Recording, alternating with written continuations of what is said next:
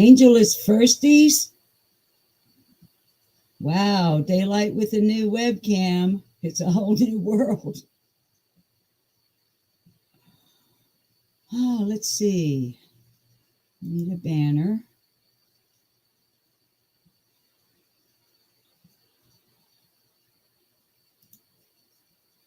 Okay. There's a banner.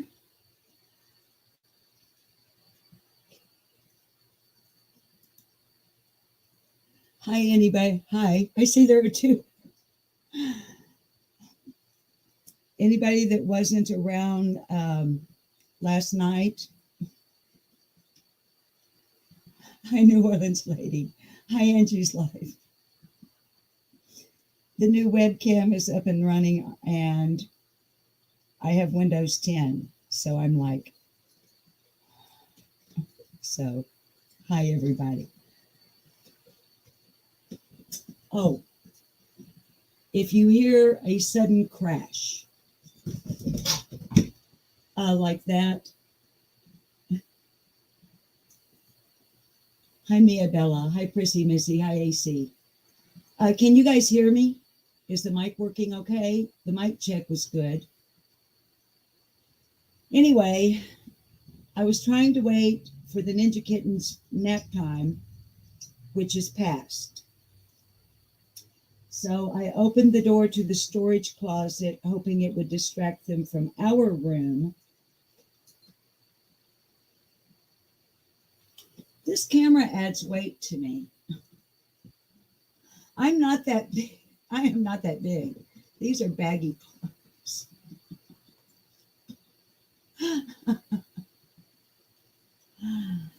You can't see me, Angel? It says I'm in the stream. Can you guys see me? Okay, so it sounds good. Is there anybody except Angel who can't see me?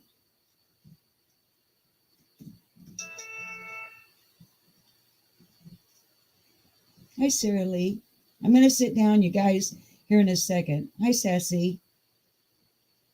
Okay, Angel, Angie's Life can see me. Yes, Angel. I'm visible. I see. I hope everybody's doing well today. I got a good night's rest, although I did stay up late because later than normal. Hi, Linda. Hi, Nano for Life. Later than normal for me. Because last night, after everything was up and running, I wanted to do and did do a test live stream. And we just kind of had some fun. Trevor Lee came up so that I could test, does it still work the same? Hi, Shorty Small, inviting a guest up. And we just kind of hung out for a while. And folks helped me with setting my lighting. Then we realized, and I will get into subject matter really here pretty soon. I don't want to keep you all day. I know you've got plenty to do except be here, but we realized, or at least I did, partway into the viewers helping me set lighting, because as you can see with the new camera, you're getting a broader view of the room. It's a little less ceiling. I like that. But we were setting the lighting at like 10:30, 11 o'clock at night. And I suddenly realized, well, I don't go live at night. I mean, I can't say I never have or never would. But hi, Selena. Yes. And the new kitty cat tree you see there, which is actually was on the wish list ago, was matching scratching post that was sent by another viewer. But that arrived, and it's the opening and partial assembly is over on Furry Feline Monsters of Mass Destruction, our cat rescue channel. But that arrived yesterday from the Dynamite, Dazed and Confused. blazed and confused, dynamite. But the gift note from Amazon actually said from the dazed and confused Twitch community. So that's their new cat tree, which I got to show it off. Give me just a second before we get for it. Look, it's cacti.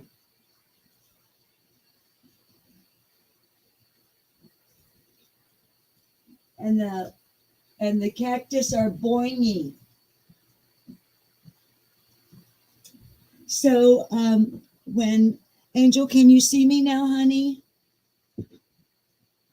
Angel, thank you so much for your kind words on your live this morning regarding my live yesterday. Not the test live last night, but got to get to my second screen here, babes. Give me a second. But the actual live that I did during the day yesterday, Angel spoke some very kind and encouraging words this morning about our live chat yesterday, the adult live chat that you guys were having while I was jacking my jaws. Kids, I think we're headed in the right direction. I told you guys, I think it was right before Christmas. It was sometime in the fall, I believe, that I felt us kind of, rewind. That I felt like I had found my lane. I hadn't hit my stride, and we still haven't. Do we even want to? I mean, why not just keep pushing the envelope? But the envelope of improvement, refining, and honing who we are over here. And I shared with you guys that I felt like I finally found my lane on YouTube. It took me a while. And I think yesterday's chat, which I haven't yet been able to read because, y'all don't know, on this channel, because we're not monetized and I use the real words, rape, not grape, pedophile, not, okay, y'all know where I'm coming from, all right. And you are allowed to use those words because we're not snowflakes. We're warriors and survivors over here. And if we're not survivors of domestic violence or child sexual abuse or rape, any of those horrendous things, a lot of other things could go on that list. Okay. But we have people in our chat who didn't experience maybe what we have experienced, but they're here to support us. And so the reason I haven't been able to see your chat from yesterday yet is because more or less just, okay, basically, just let me cut to the chase so we can get into the content. More or less, YouTube is not going to post my live chat, even though we're not monetized, until it's like reviewed. So I have to wait longer than a lot of people for the live chat to upload. So, and Sarah Lee, this morning, honey, on Angel's live stream, she talked about, and I feel it as well, there's a shift. Let me put up Sarah Lee's comment so that come on, show me Sarah Lee. Sarah Lee XOXO is saying the good ones are few and far between on here. So you are so very, very appreciated, beautiful woman. Well, I didn't see the end of the comment. because I didn't pick that comment because Sarah Lee was complimenting me. But thank you. But I feel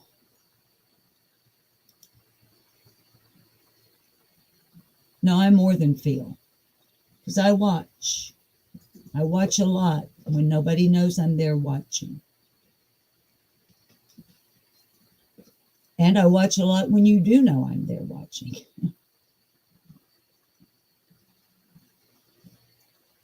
I see and hear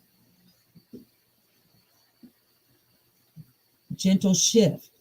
And I can't directly quote Angel, but she kind of put it like this. Those of us, and I include myself, and Angel, and a number of others, those of us who choose to be responsible, to have kind, loving chat rooms, to have adult conversation without confrontation, the open expression of thought and idea without being attacked here. It won't be long now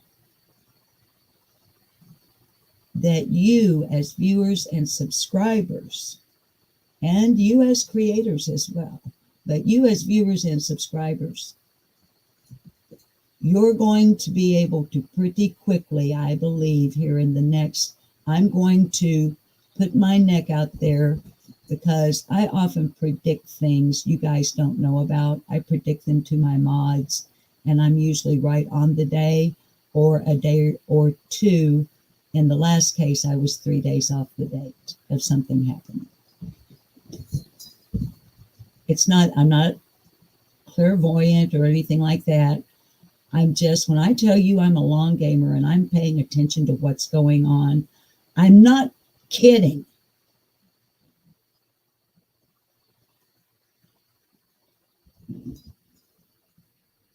So, in agreement with Angel, who is par excellence,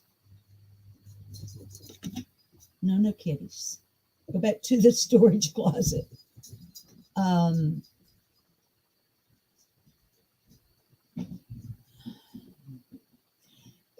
I'm going to say that within 4 weeks, you viewers and subs will clearly, without having to use a great deal of discernment, see who is who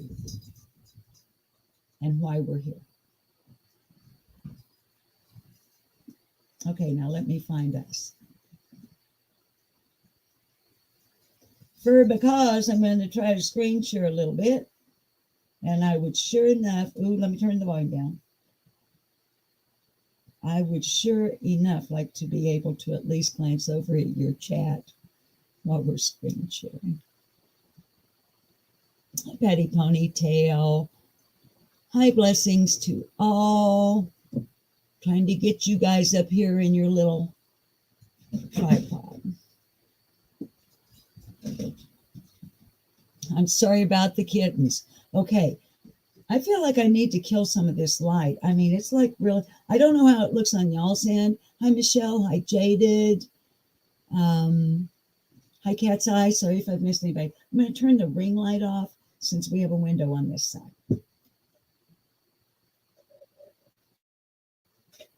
mean, I like, as I mentioned in the test last night, when you get to be my age and you have the wrinkles, the lighting, if you want, see how when I took that light away, you can see more of my wrinkles.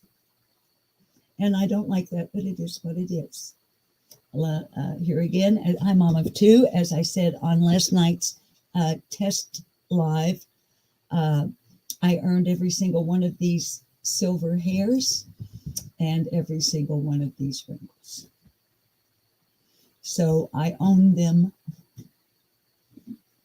Plus, you guys know I'm an old woman. So, is that okay on you guys' end like that? Or should I turn the ring light back on? Let me know that, and then we'll get on with content. Hi, Mrs. M. Thank you for listening while you're working. Hi, Debbie H. Hi, Imagine Peace. Thank you all for being here. As you can see, thank you, Imagine Peace. As you can see in the title, and I think it's part 5. I went back and looked. I was pretty sure this was going to be part 6. My bad. I searched my own channel and I only found part 1, 2, 3, and 4. So maybe somewhere in there I forgot to number something. If so, I do apologize for any confusion. This series is turning out to be a bit longer than I had originally intended or anticipated. However, I did let you know the last time we talked about it that was happening, and that I am, hi Teresa, that I am absolutely determined to push through the study. And so I'm grateful to anyone and everyone who chooses to join in and learn with me. Now, let's make it clear right up front that we are not applying, or I am not applying as a YouTube creator, the study we're about to peruse to any specific case that is addressed on this channel. We're learning. And one of the things, hi, Sister Stone Rock. Yeah, I'm going to show you some of the Chatgpt after we finish up on, that's going to be part 2. And it's pretty scary in the wrong hands, like corrupt law enforcement. My IT guy said that to me last night because I remarked to him, well, I asked Chatgpt, just a quick sidebar, as my friend Angel would say. While the IT guy was here and he was showing me, okay, here's how it works.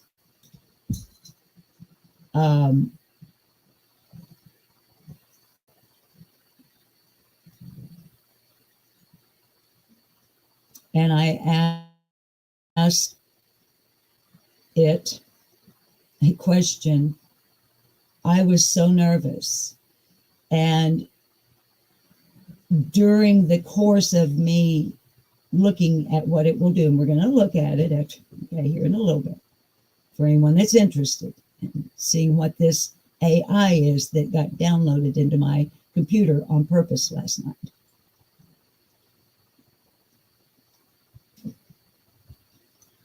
During the course of our conversation, because this is my guy, my IT guy, he's my friend and has been for over a decade. So we talk about a lot of things. And in relationship to remarks I have made regarding corrupt law enforcement in certain cases we do speak of on this channel, my guy is sitting here in this chair and I'm standing beside him and we're looking at Chatgpt, and he looks up at me and he goes, you know that corrupt law enforcement that you talk about? And I said, yeah. And he said, imagine what they could do with this.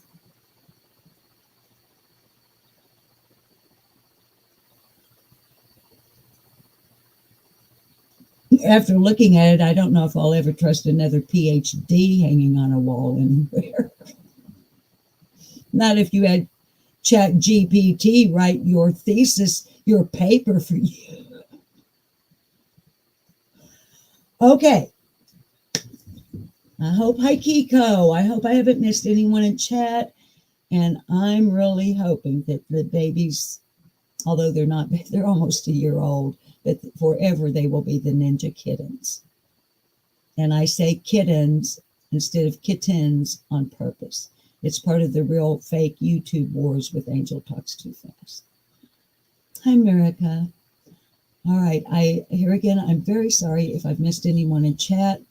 And Fortunately, StreamYard still pretty much appears to be the same, although last night we still could not, we being myself as well as my viewers,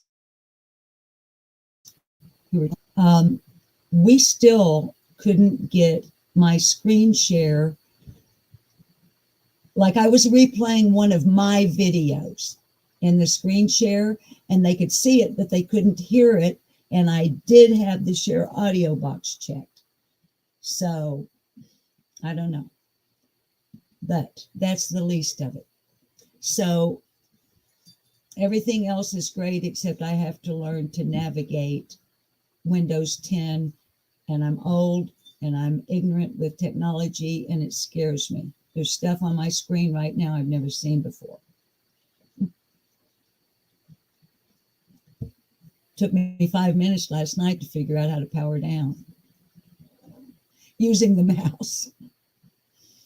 All right. I think I said hi to everybody.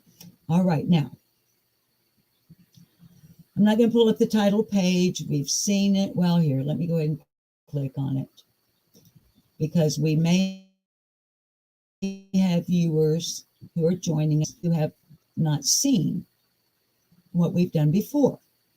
So what we have been looking at is this study, which was published in 2011 in a cooperative effort after a public request between the Tennessee Bureau of Investigation and the Center for Community Studies, Vanderbilt Peabody College. The title of the study is Tennessee Human Sex Trafficking and its Impact on Children and Youth. Realizing that the study is 12 years old, I chose to go with this particular study because of its comprehensive nature. Also because after having found this study and doing some poking around, Googling around for related mainstream media topics. And I believe it was November, off the top of my head. It's in one of the other videos of one of the other parts of this series. But off the top of my head,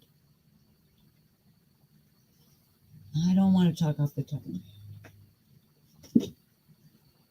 Okay, I don't want to talk off of my head. It's too important. Off the top of my head, it's too important.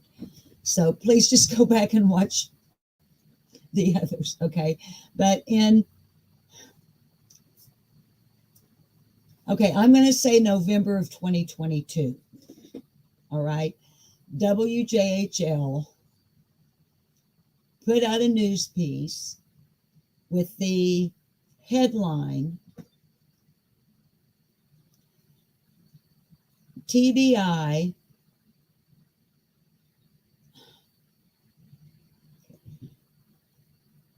all right, this is not going to be exact, okay, but TBI says recent uptick, and this was in quotes, quotation marks. TBI says recent uptick in human sex trafficking in Tennessee, 12 years after this study was done. So, because you may not have seen any of the other parts, in part one, we went over the letter from the, at the time, TBI director, Mark Gwynn. Because you may not have been there, I do want to point this page out to you. The link, by the way, to this study will be in the description below after we end the live. It's also posted under the other parts of this series if you want to run over to one of those now and grab that link so you can, peruse at your leisure. Because I've read the letter in its entirety in part one, I'm not going to tax you with that again, but I do want to read at paragraph 1. Okay. The Tennessee Bureau of Investigation would like to present the Tennessee Human Sex Trafficking Study, The Impact on Children and Youth, 2011. This study shines a spotlight on a disturbing crime trend that little is known about and is rarely publicized. Human sex trafficking involves the slavery of children and women. Now, I would like to insert there, and men, forced to perform sex acts for money at various locations across the state for the purpose of making money for their captors. Basically, human sex trafficking is sexual slavery at its worst. Paragraph 2 will tell you why the study was done, more or less. Paragraph 3 is going to address to you the impact that the results of the study had on those who read the study. Some conclusions are drawn.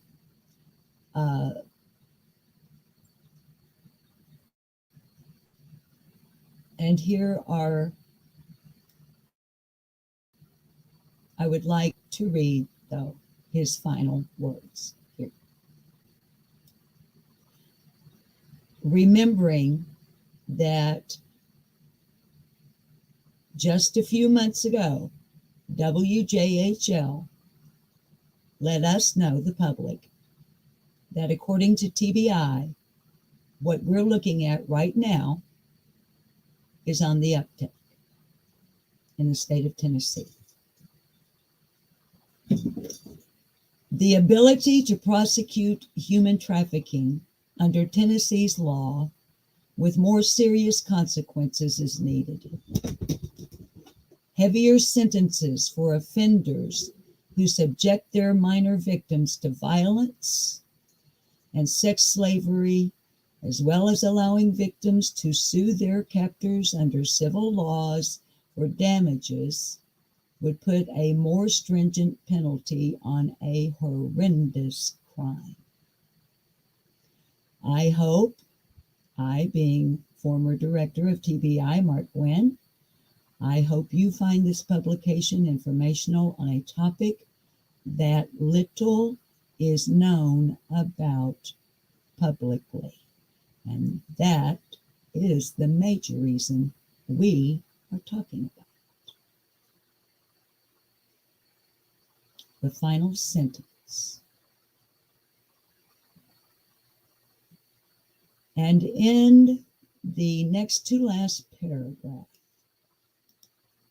and I'm just going to touch on this for 1 moment.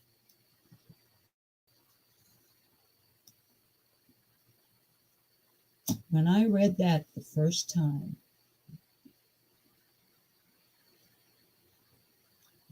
Brandon Lawson came right into my head.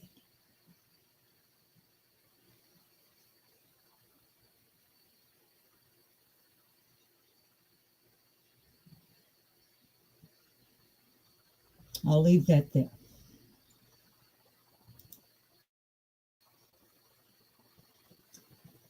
All right, darlings. I'm scrolling past everything we've already looked at.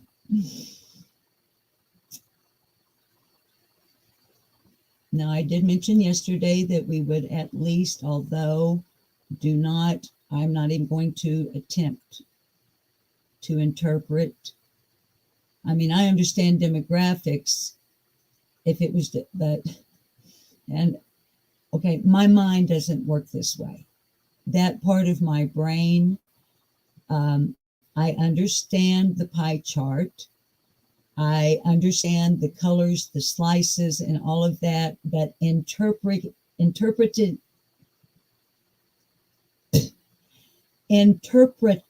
it for you.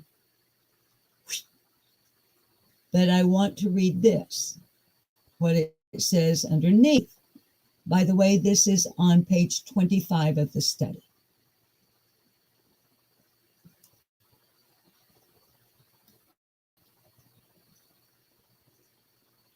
Responses to the survey were provided from every county in Tennessee.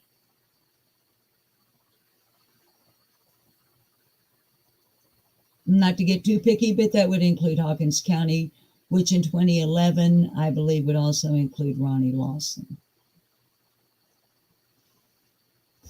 Shut up about it, Susan. Okay. Responses to the survey were provided from every county in Tennessee. Respondents to the survey include social services, within parentheses, Department of Human Services and group homes, close parentheses.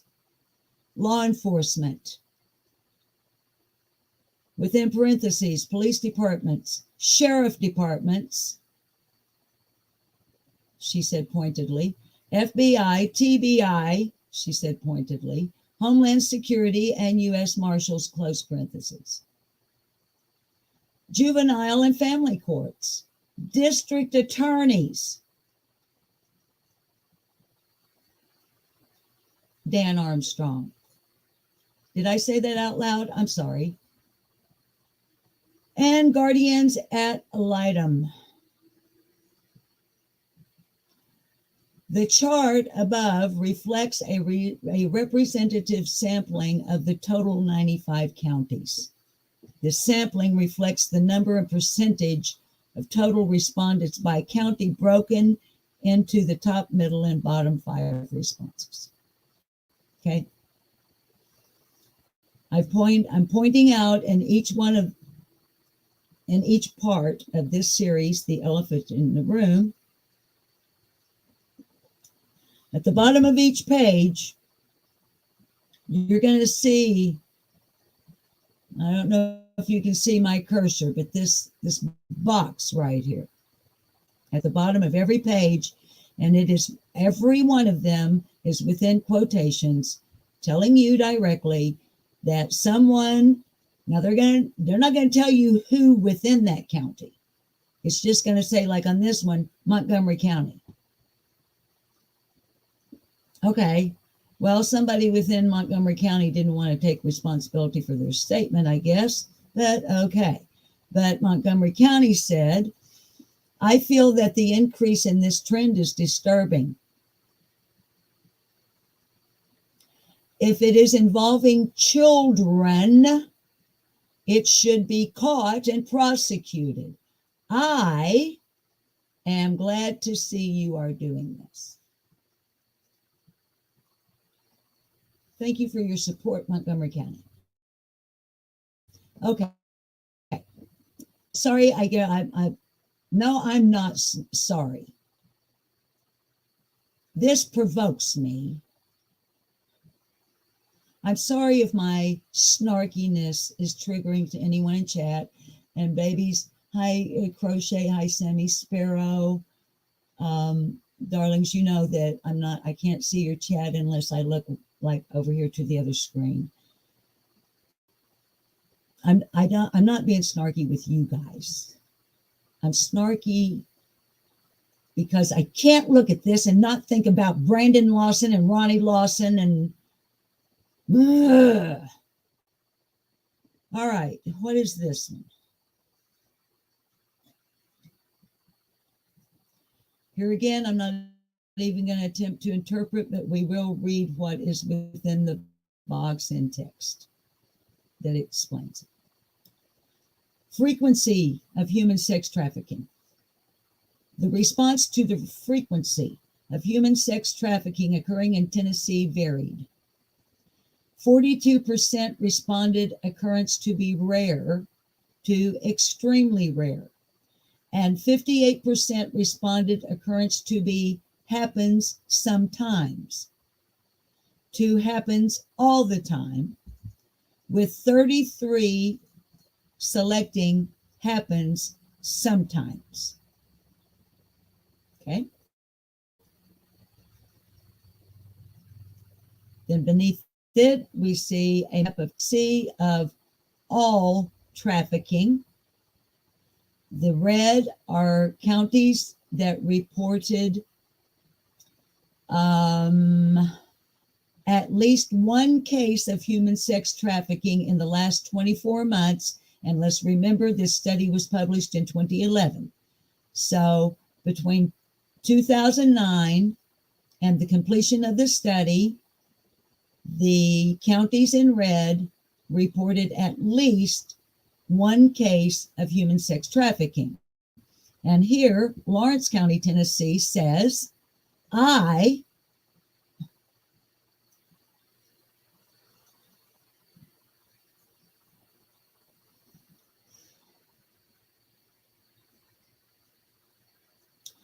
have seen an increase in human sex trafficking, but have also seen an increase in enforcement and awareness. Good for you, and thank you for your input, Lawrence County. By the way, I haven't found one from Hawkins County yet. Maybe they didn't give one.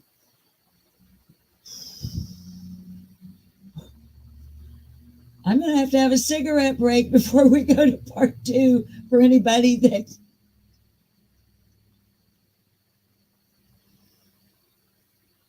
Y'all, when am I going to quit being this way? When am I going to quit getting wound up like this and so mad? It doesn't do y'all any good. It doesn't do any cases any good. It doesn't do me any good for me to get all mad and wound up like an 8-day clock, tighter than Dick's hat band.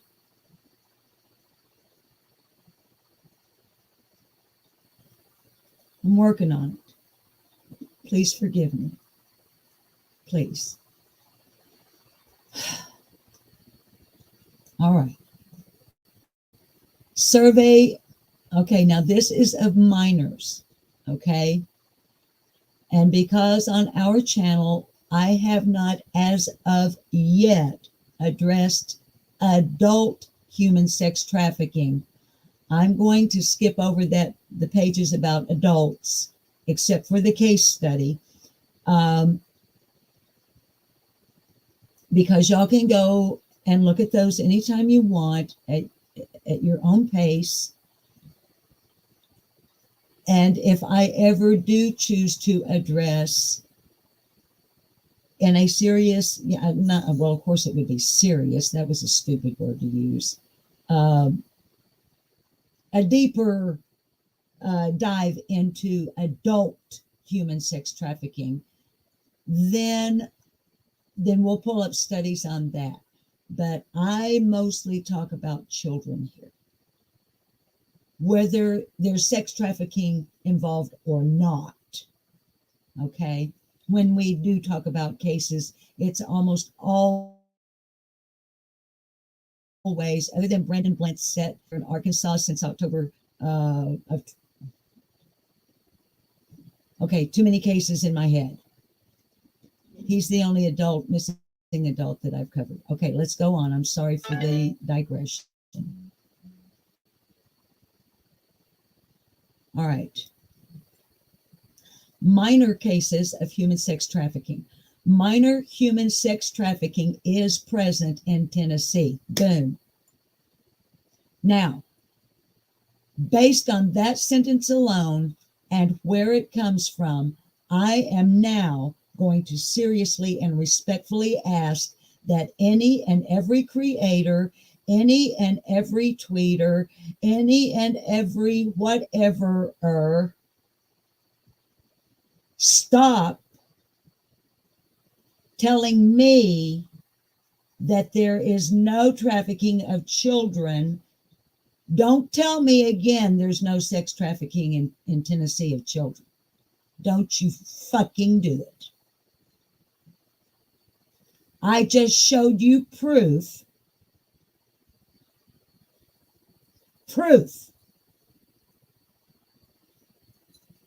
that includes a statement from TBI and Vanderbilt. Minor human sex trafficking is present in Tennessee. Got it? Thank you. Keeping in mind, this is 2011, or 2 years coming up to 2011.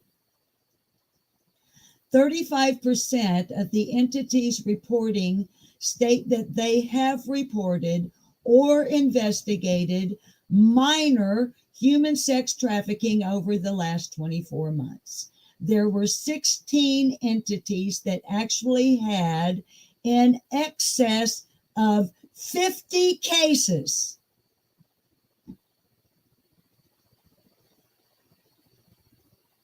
And 8 reported over 100 cases. Note, a case may and often does include multiple persons.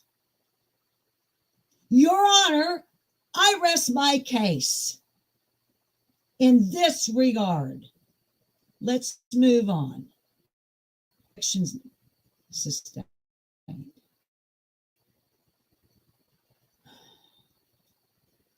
All right, this map is representative, and I'm not going to read the stuff underneath it.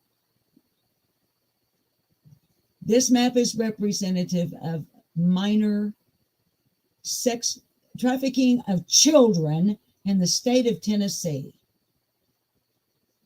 And right here in blue is Hawkins County, which is next to Sullivan County and Hancock and Granger and Cleveland. All the counties, names of counties and places that if it weren't for the disappearance of a particular person, we would likely, unless we lived there, would never have heard. Blount County, I hope I'm pronouncing that correctly, within quotes says here, a study well worth its time and effort, close quote. Thank you for your contribution, Blount County. This one is way over my head.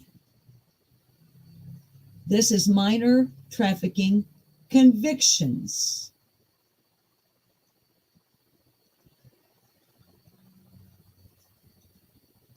But I will read this after. Now, what did we just up here? Okay, what did we just read? We read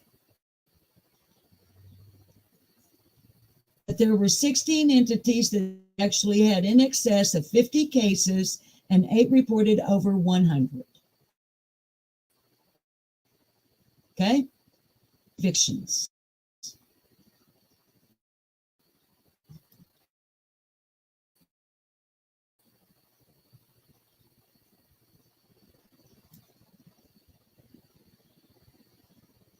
Minor human sex trafficking cases have received few convictions in Tennessee.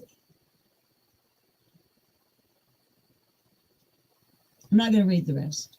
It's statistics. Right above this page, y'all, mods, if I've got mods in here, y'all might need, hi, Bama Kit, hi, Little Wing. You might need to Amber Alert, Cincinnati, Ohio, Little Wing. Thank you, baby. I don't get them from Ohio, honey. I can't. If anybody has it and they can share information on an Amber Alert out of Cincinnati, Ohio, please drop it in chat. But mods, you might want to, darlings, I know I don't have a lot of mods in here right now. Or I don't think I do. So I'll just tell you verbally, if I keep getting wound up like I am, I thought, y'all, I've been over this study. If I've read this once, I've read it 12 times. And I get this, you would think by now I would be jaded to it, that I would be callous to it, that I wouldn't be flipping my fucking sweater and cussing on a live stream when I'm trying so hard to improve myself and not talk like that to you.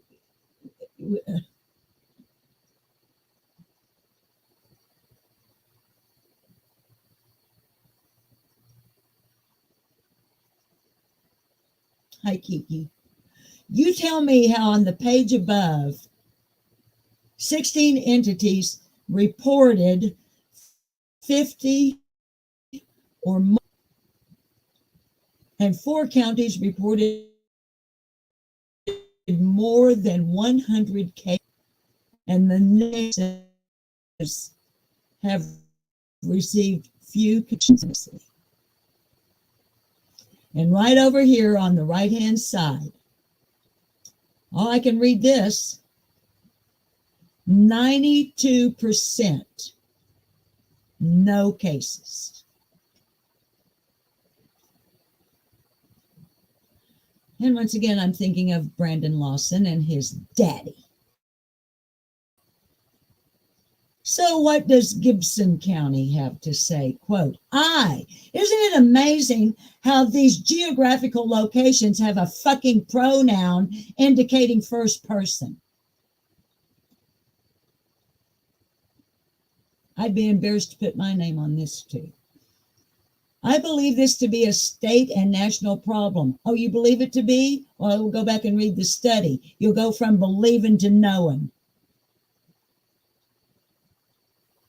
However, we have not seen cases of this nature in any significance in our rural area. I'm sure that it exists. Okay, I'm going to give Gibson County a break.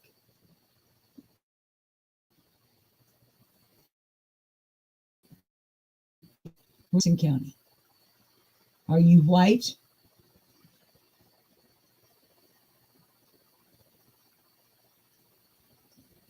All right, I'm not going to waste time. I don't know where Gibson. I apologize to good people of Gibson County. Put it in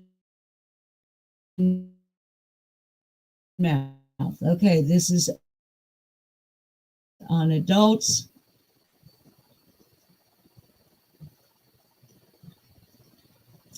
All right, now we got another pie chart. Victim services offering. I know y'all will probably get tired of hearing it, but I feel the need to continue to remind you that this study is 2011, just so we don't. Okay, things have changed, and as of last November, TBI says that there's been an uptick in this activity within the state of Tennessee. So evidently, they spent a great deal of time, effort, probably a lot of money.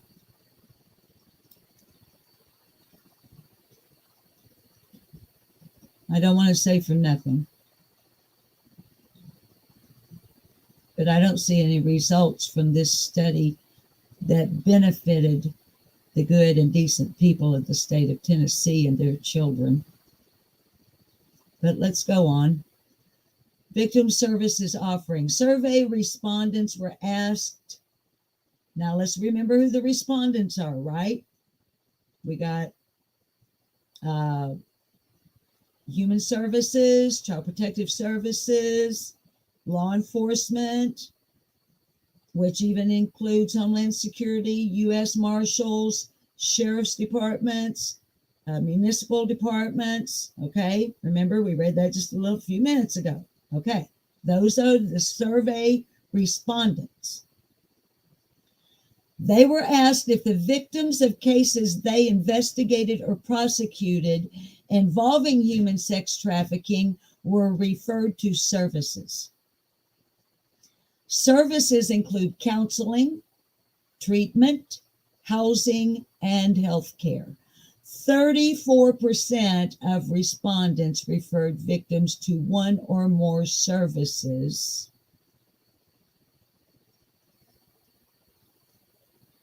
Y'all know I love to back up and quote America's Sheriff, one of my favorite men ever, Sheriff Grady Judd. Did you hear what I said?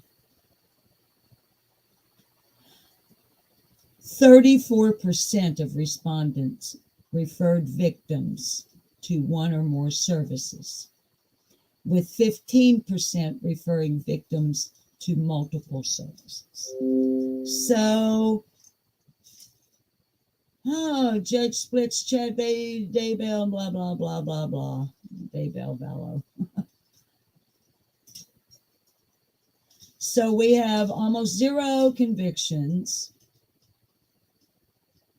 and only 34% of the Child Protective Services, Department of Human Services, municipal law enforcement, sheriff's departments, Homeland Security offices, FBI branch offices, TBI office, District Attorney Dan Armstrong, along with all of his cohorts, and everybody else that we read were the survey respondents. Only 34% of those referred victims to services that could offer them counseling, treatment, housing, and health care.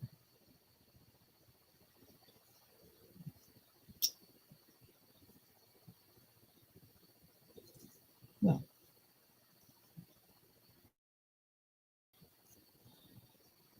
what does Cannon County have to say? Oh, I'll stop it. I'll stop doing that. I think that human sex trafficking is increasing in the state of Tennessee as a whole.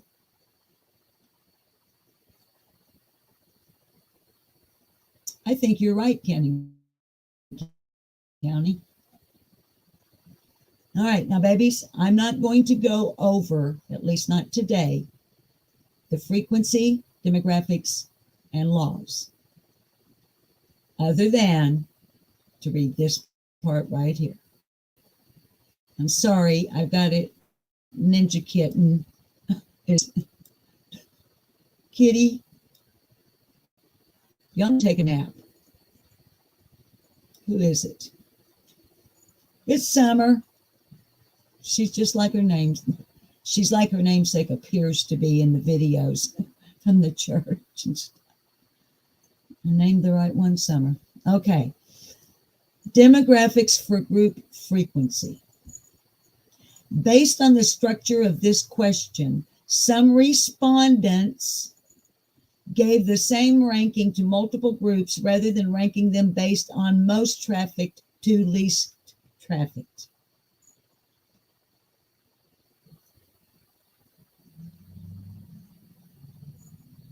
Okay, give me a minute. I'm these things are hard for me to interpret sometimes.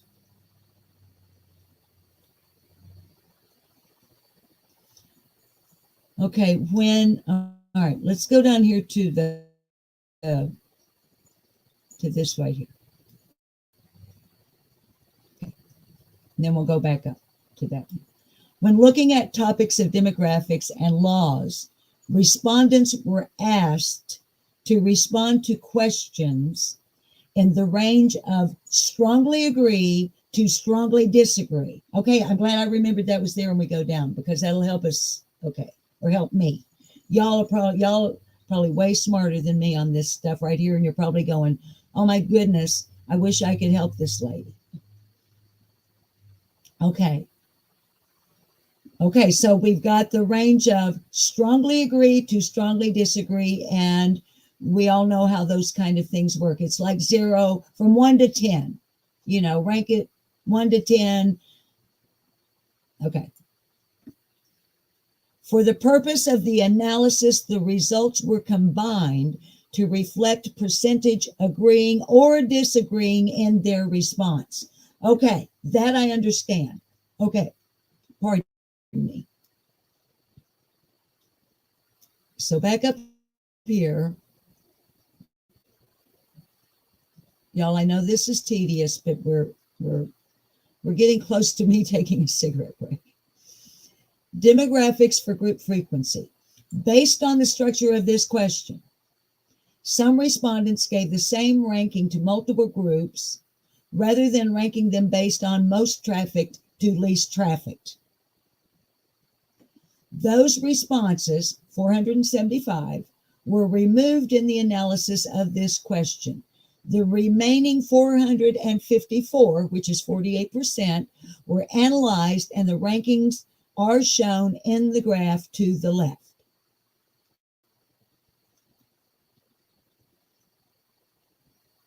Okay. So, in yellow are minors who are not U.S. citizens. In green are minors who are U.S. citizens. Based on what we just read, okay, and the combining, strongly disagree, strongly agree, okay. The respondents, 80% agree that sex trafficking of minors who are non-U.S. citizens is increasing. Okay.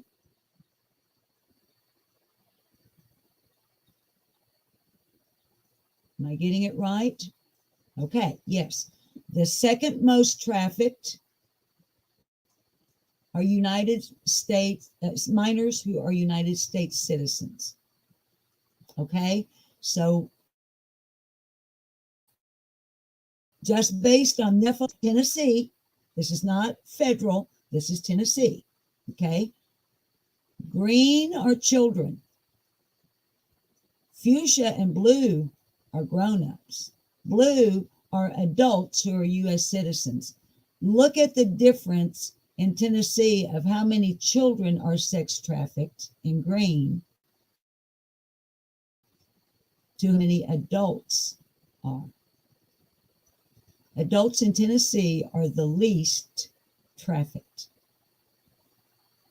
U.S. citizens in Tennessee, adults. All right. So Granger County, oh, there's a familiar county.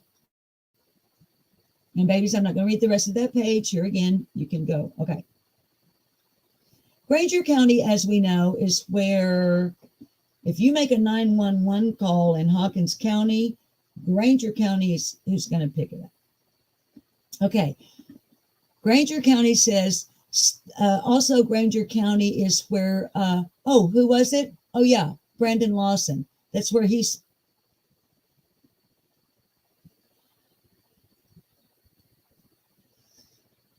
Study should aid in the prevention/awareness and help move towards stricter sanctions against patrons. Johns. Granger County. Yeah, it should. I agree with you. It should have. But according to the news story from WJHL last fall, evidently it didn't. I'm going to skip over the training.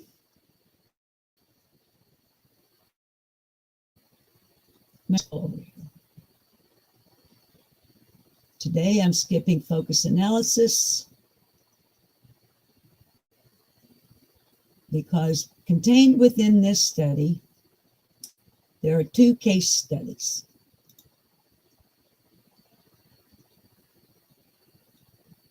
In our last live, we read Carrie's story.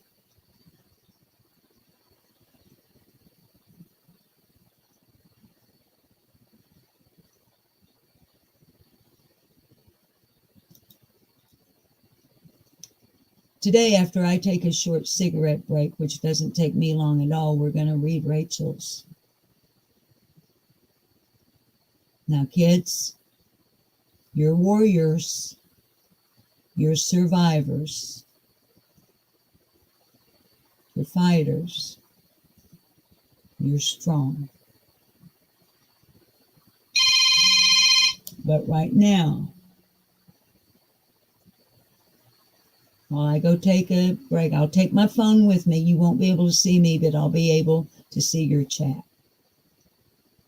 Because, like Sage Sleuth, when I get, I'm starting to grind my jaw. I mean, I'm not saying she grinds her jaws, but I'm getting, and I need a little nicotine to take the edge off because this stuff triggers the living you know what out of me. And here's what I was trying to get to while we take this brief break. I care more about your individual mental, psychological, and emotional health than I care about you staying here for this live. This study is not going, this case study, Rachel's story, may, more than may for some of you, be extremely triggering. And I would much rather, because I love you,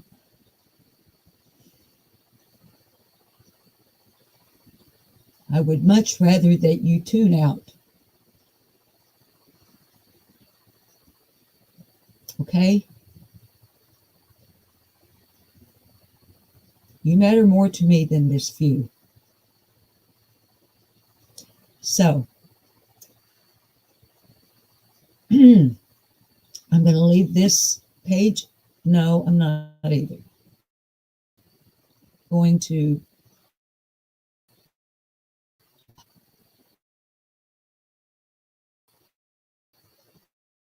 hang on. I'm going to take my phone with me out onto the smoking porch.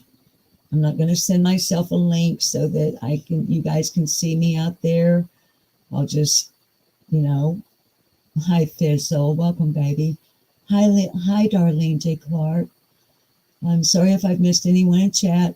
I'm going to take a very brief cigarette smoke break, but I will carry the phone with me so I can see chat just in case, okay?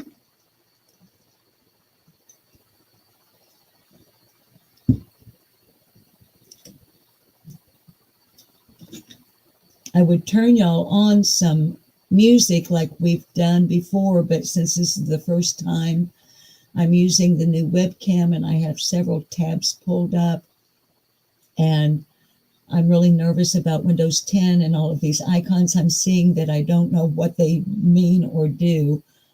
I'm not in my comfort zone yet. If I were, I would put on some music for you, sweeties, but I can't. At least if I'm carrying my phone with me. You know what? Wait just a minute. Wait just a minute. I'll be right back.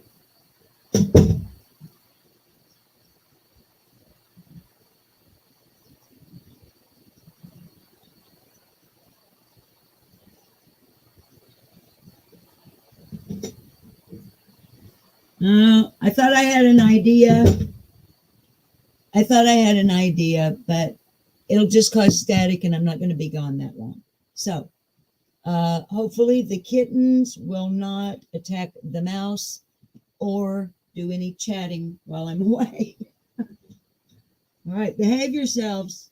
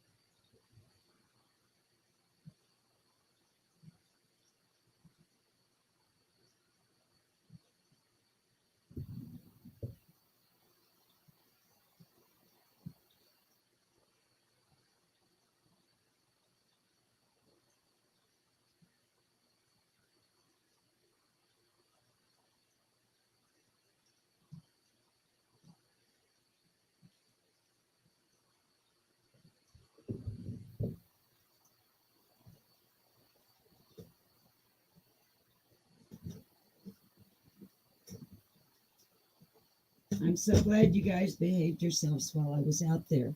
And no, I didn't leave you. And yes, I washed my hands.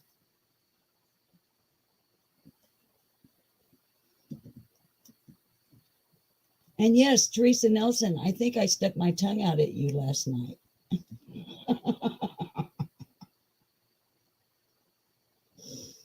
Y'all, that's based on a comment Teresa Nelson made in another place.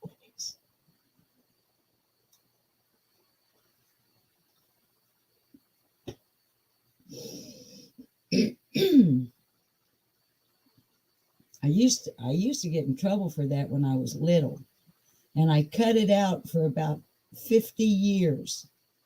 And here recently, ever since I've been on YouTube, hang on a second, babies, I need to cough.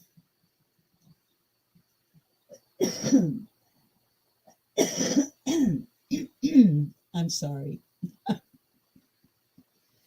Oh, my computer just told me there's rain coming.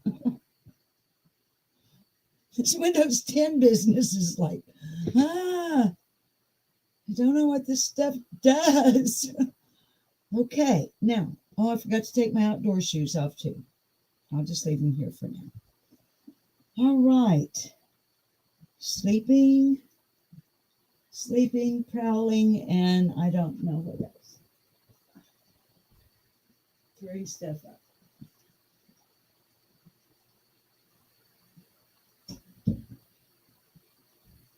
And we'll hear scratching if I just close someone up in the storage closet. Because I only counted 3. Okay, now is the time to tune out, because this is going to not be easy. And like Darlene was telling us in chat, and I think it was Teresa, take a deep breath. I find the best way, because of yoga. I enjoy yoga, not religiously, but as a form of exercise. To just a nice slow one in through the nose with your mouth closed, and then just very gently blow it out through pursed lips, and let your shoulders kind of drop down, and just be aware of your body. And you start tensing up or anything like that, then tune out. Okay, because here we go.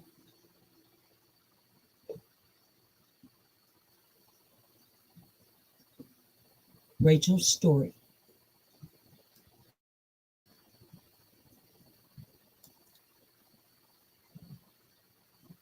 Rachel was born in a rural Middle Tennessee community and lived with both biological parents as well as a younger brother.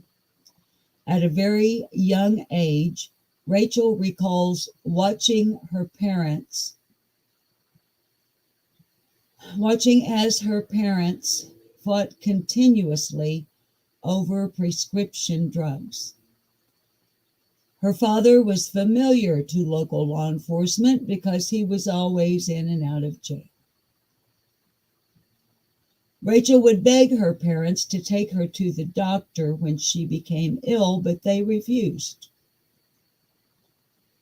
Her only refuge was her maternal grandmother, who she remembers being the only one who actually agreed to take her to a doctor's appointment. Rachel's early childhood was very chaotic and unstable. She was the main caretaker of her younger brother, and they never knew what to expect at home. Rachel recalls one incident where her mother left the home and did not return for over a week. She, being Rachel, worried that her mother might be dead. Eventually, Her mom returned with a boyfriend and kicked her father out for 3 months until the relationship ended and he was allowed to return. I would like to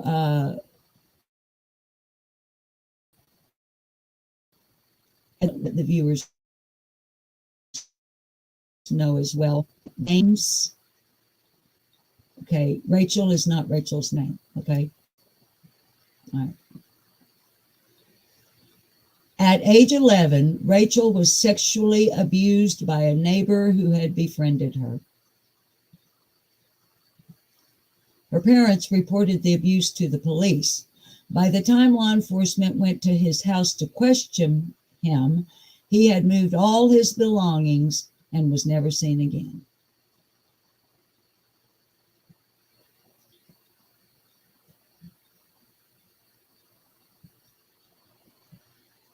I'm breathing. At 13, Rachel's mother was diagnosed with terminal cancer.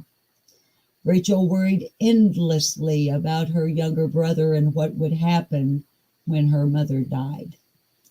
Shortly after receiving the devastating news that her mother was dying, her father contacted the Department of Children's Services, the DCS, and relinquished custody of her. Rachel recalled that her caseworker took her to the hospital to visit her mother on her deathbed.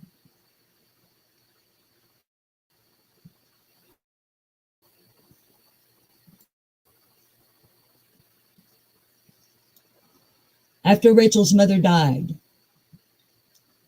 she was bounced around different foster homes. Sidebar. If you have not seen the live stream on Darlene Clark's channel with Sparky Lee, who was in as many as 25 foster homes in his lifetime, I recommend it. Darlene J. Clark, I can't remember the title.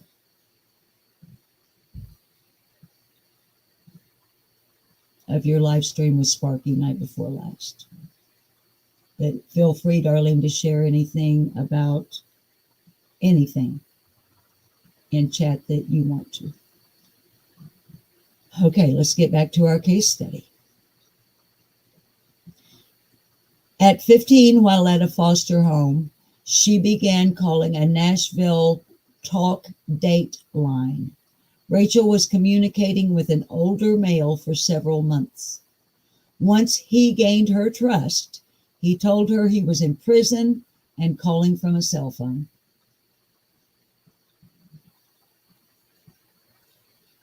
But he said all the things she wanted to hear. That he understood her and loved her.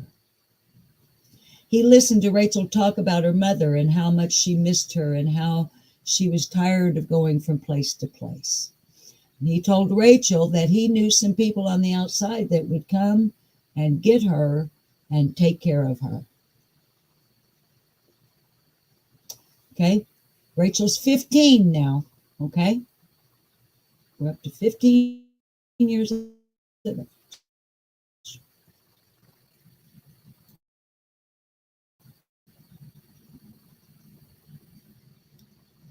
So, at 15, that same night, Rachel snuck out of her foster home and met a car down a nearby street and climbed in. A male in his 40s and two younger females were in the car. We know, sidebar, we know from our previous sessions that it is quite common for at least one, if not two, females to be accompanying the male. Very, very common. More often than not, as a matter of fact. From the statistics that I've seen from the Department of Justice United States government website. All right. They drove Rachel to a hotel, gave her drugs, and began taking pictures for online escort service ads. The older male gave her a prepaid cell phone and taught her the, quote, rules, unquote, about not getting caught by the police. Now, I know I keep doing a bunch of caveats and sidebars here, but let's remember from what we've read earlier in the study, these pimps and their assistants, okay, they groom these young people and grown women as well who are trafficked, but we're talking about young people, children, okay? They groom these young people to the point that this study in earlier pages lets us know that these young people who are being trafficked, and adults as well, are groomed to the point that they are more afraid of law enforcement than they are the fucking pimp. We also know from our former case study that when our other young lady was arrested for prostitution, solicitation, can't remember the specific charges, but you guys know what I'm getting at, okay? He raped her. The cop raped her in his fucking police car in Tennessee, in Nashville.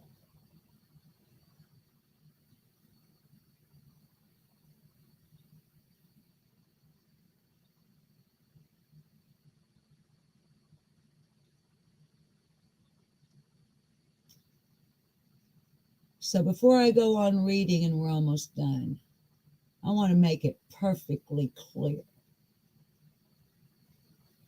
These children and women and men are victims.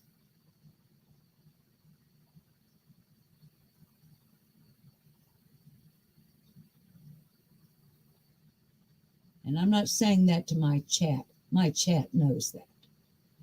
I'm saying that to some of you who sit behind an avatar on YouTube and talk about things you know absolutely nothing about, nor do you care to learn.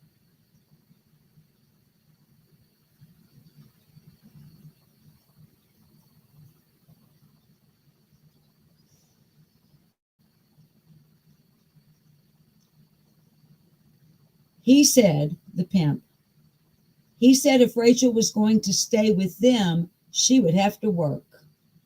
That night, 15-year-old Rachel had her first date with another older male 2 doors down from where they were staying in the hotel.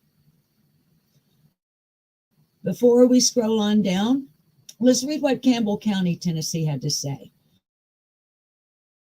Most cases, which are few I get, are not ones that we can confirm, where parents are allegedly selling their children for drugs.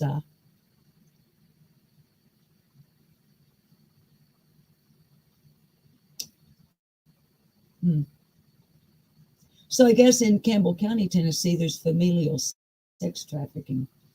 All right, babies, we're getting close here. Let me see. I just scrolling down. This case study is a little bit longer than the other one. Rachel is worth it. Anyone that this study benefits is worth it. Each and every one of you for being here.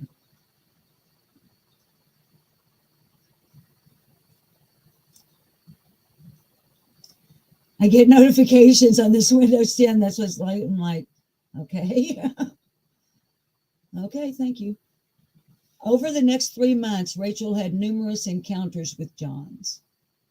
Because Rachel was often high, she does not exactly remember how many Johns she had to have sex with. Rachel developed a bond with the 40-year-old pimp. Folks, sidebar, that is not the least bit unexpected or unusual. Not out of the norm at all in these cases. Okay, back to the study. He gave her attention that she so desperately wanted, and they began having a sexual relationship. The same thing happened to the young lady in the previous case study. These men, and in some cases women, who are pimps, madams, whatever you want to call them, pieces of shit. How about that? Why don't you go get a real fucking job and pay some taxes?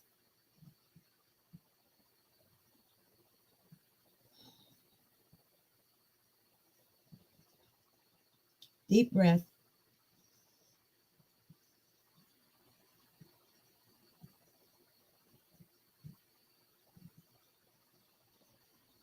They groom these children and young people because they can read what they need. And more often than not, what that child needed was attention and love and security and comfort.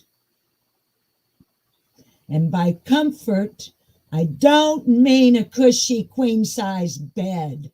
I mean their parents' arms around them when they are scared in the dark. Parents who aren't fighting over dope. Parents who reassure their child that I will do anything and everything imbued by God within my power to make sure that you are fine.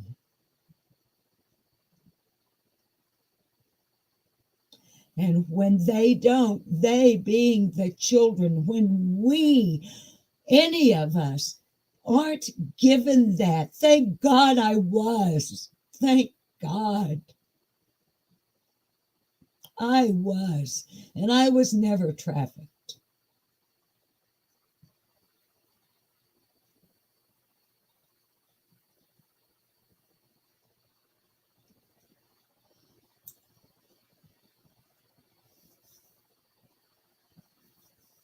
These pimps and madams, these people who traffic these young people, give them what, not for real, not sincere.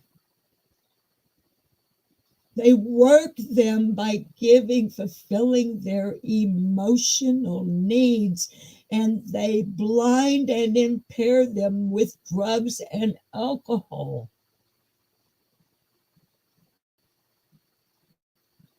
To lower their inhibitions and render them more compliant, that they will do what former TBI director Mark Gwynn told us in his opening letter. It is the most horrendous form of human slavery. With no goal in mind, I'm paraphrasing, but for these innocent victims to be used to make money for their captors.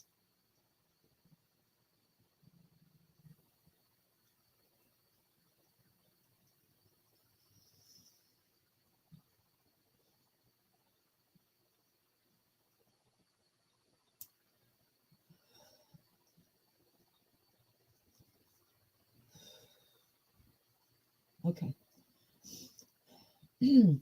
The pimp's bottom bitch, essentially the top girl, became increasingly jealous of Rachel. She would often pick on Rachel and try to start fights with her. Rachel noted that the third female was often her rescuer and would defend her. The pimp had semi-professional pictures of the girls made by a local photographer. He also had plans in the works with a local information technology professional who was a frequent customer to produce pornographic videos of Rachel and the other girls to stream over the internet. After nearly 3 months on the run, Rachel was eventually picked up during a police sting. Initially, Rachel lied to investigators. Excuse me. My hands are shaking. Initially, Rachel lied to investigators. She denied knowing the pimp or being involved with him. Ladies and gentlemen, viewers, this is not uncommon. This is more common than not. The DCS placed her in another foster home that same night. Several hours later, Rachel was on the run again.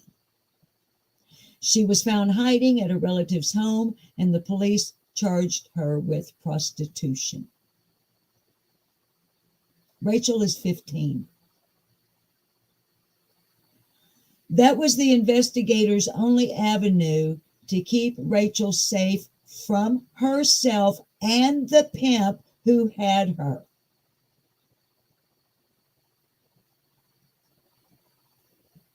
Good for you, thank you. Now, I mean that. Because they will, see, there's that other kind of law enforcement guy, not the cop in Nashville that rapes our other case study.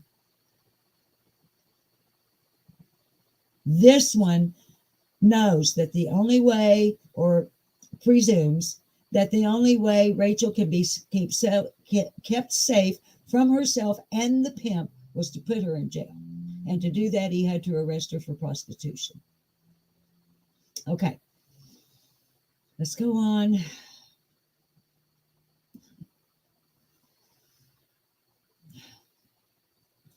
Rachel was locked up in juvenile detention center until her court date. During that time, Rachel began disclosing what happened to her and admitted she was still in love with the pimp. Eventually, Rachel was placed in DCS group home in another part of the state. During stay at the group, volunteer at the local hospital. It was during this time she met another older man. She said there was lax supervision at the hospital, and so eventually she would leave the hospital with the male during her volunteer hours, and they would go to a nearby friend's house and have sex. Shortly after Rachel turned 16, she took a pregnancy test and it was positive. Additionally, her court date was approaching to determine where she would be placed next. Rachel just wanted to return to her grandmother.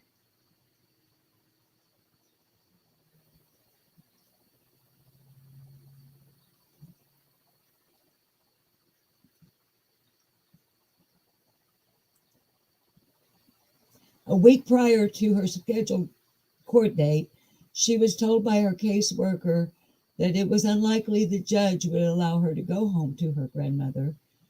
Rachel was devastated. With the knowledge of her pregnancy and the fear of what would happen to her next,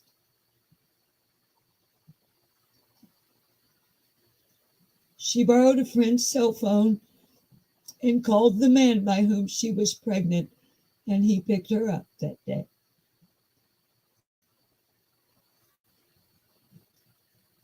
That began several months again on the run. The new boyfriend was also older than Rachel, and she described him as crazy. He would beat her in the face,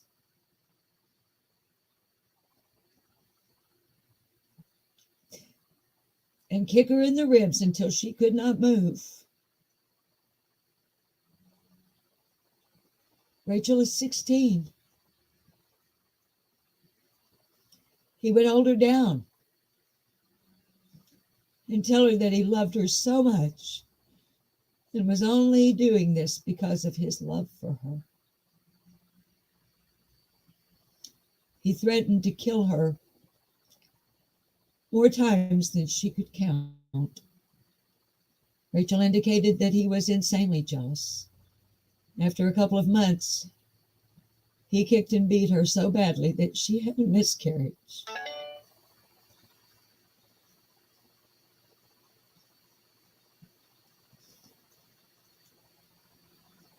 And Rachel was not allowed to go to the doctor.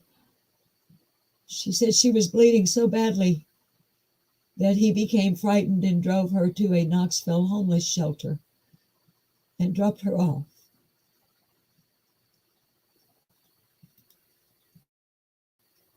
Babies, we're almost done. We've only got 3 paragraphs to go. Thank you for hanging in there with me.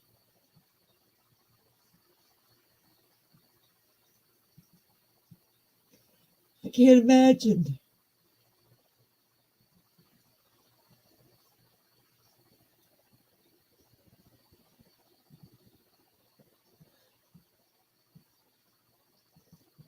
if somebody did that to one of my granddaughters and I found out about it. Oh my God.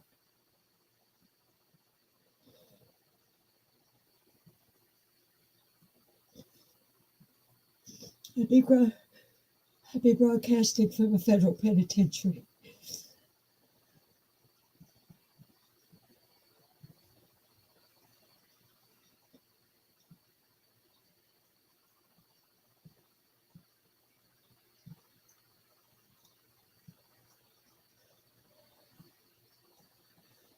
And as I'll tell you straight up right here on my channel, I don't care who likes it. I don't care if you like it or not. Somebody do something like this to one of my babies, I swear to God, I'll fucking blow your goddamn brains. I will kill you right in front of the fucking cops.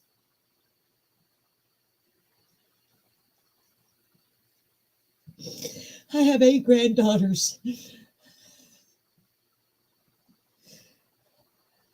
ranging from 30 to 9. I have a great granddaughter who is 3.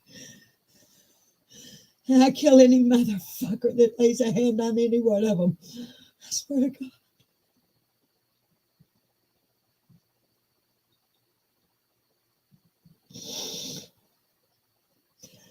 Viewers, I'm so sorry. I'm so sorry. Hi, Hyena.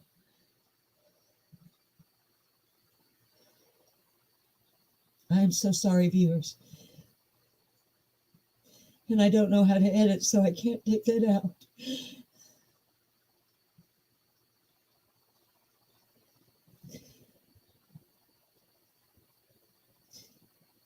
At this shelter,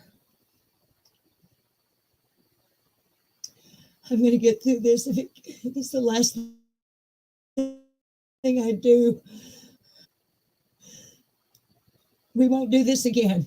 This is the last case study, babies. We won't do this again. At the shelter, Rachel lied about her age so that no one would report her to the police. Eventually, she met an older man who was visiting his nephew. She told him that she was older and her boyfriend had beaten her so badly that she had had a miscarriage. The man offered her a place to sleep on his couch. Rachel conveyed that this male never expected anything out of her and that he showed her nothing but kindness. He had a girlfriend and they invited Rachel to spend Thanksgiving with his family. She said it was not until a few weeks later that she saw him and his girlfriend smoking crack. She decided to leave and called a friend to send a bus ticket to her. Thank God, Rachel. Eventually, she made her way to Nashville and met 2 women. One was underage and the other in her late 20s. They had a man with them and they wanted Rachel to travel to Arkansas.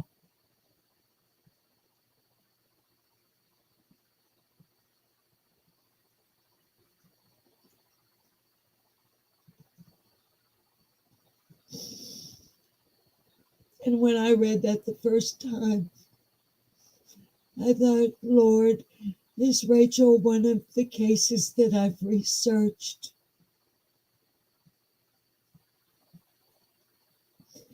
From here in my state. Y'all know I live in Arkansas.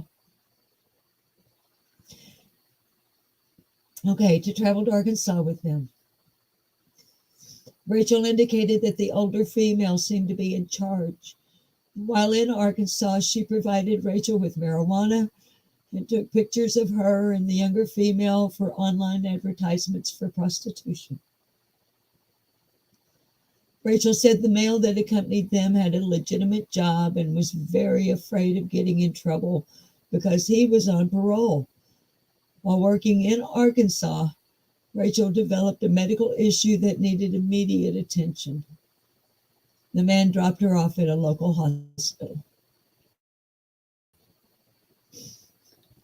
Shortly after the hospital visit, y'all, I'm pushing through, I've got to push through to get it done. Shortly after the hospital visit, law enforcement identified Rachel's whereabouts and initiated an undercover sting to recover her. Rachel was transported back to a Middle Tennessee detention center. After several months at the center, she was placed in a secure facility for juveniles and has been in a new program until her next court date.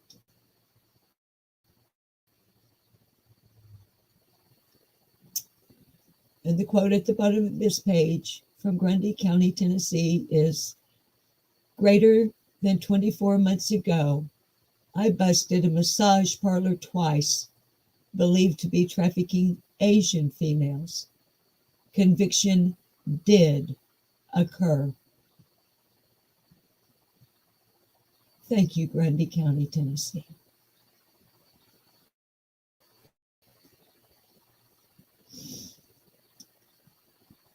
All right, babies, that's all we're going to do with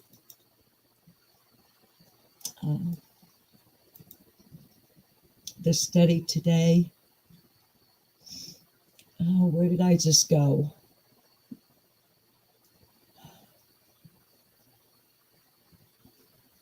Where am I? I can't find me on my screen.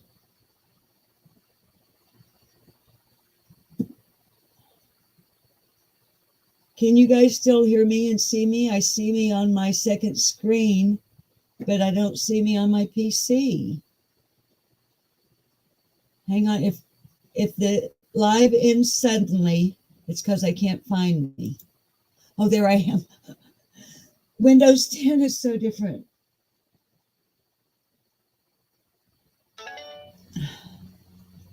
Thank you guys for letting me know you can.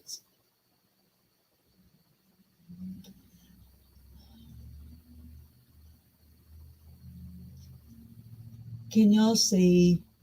Can y'all understand why when somebody comes on a social media platform and misrepresents human trafficking, or they minimize it, or they treat a victim as if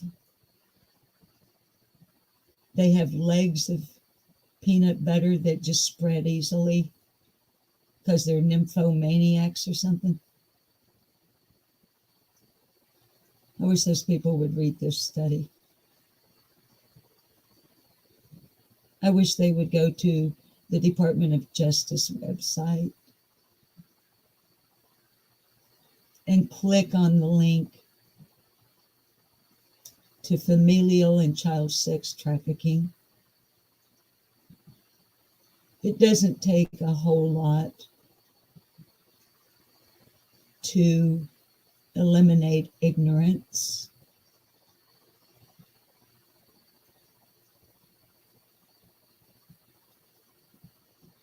And being kind and thoughtful is absolutely free.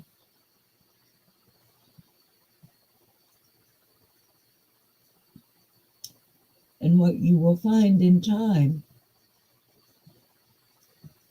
is that kindness and thoughtfulness will begin coming back to you tenfold, because that's just how it works.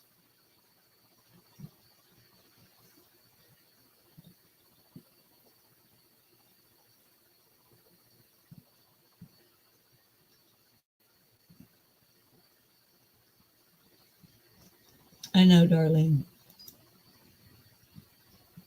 If they were just willing to learn and have some compassion and know better than to judge. I'm a very judgmental person. I've openly admitted that more than once.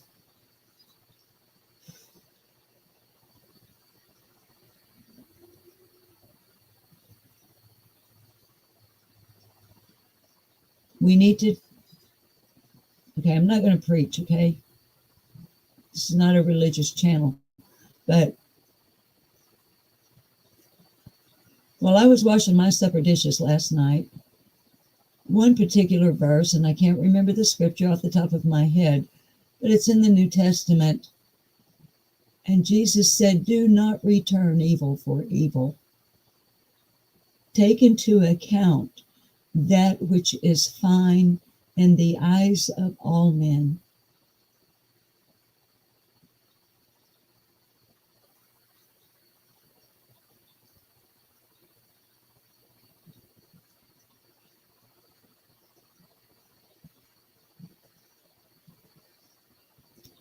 Hi, Stardust.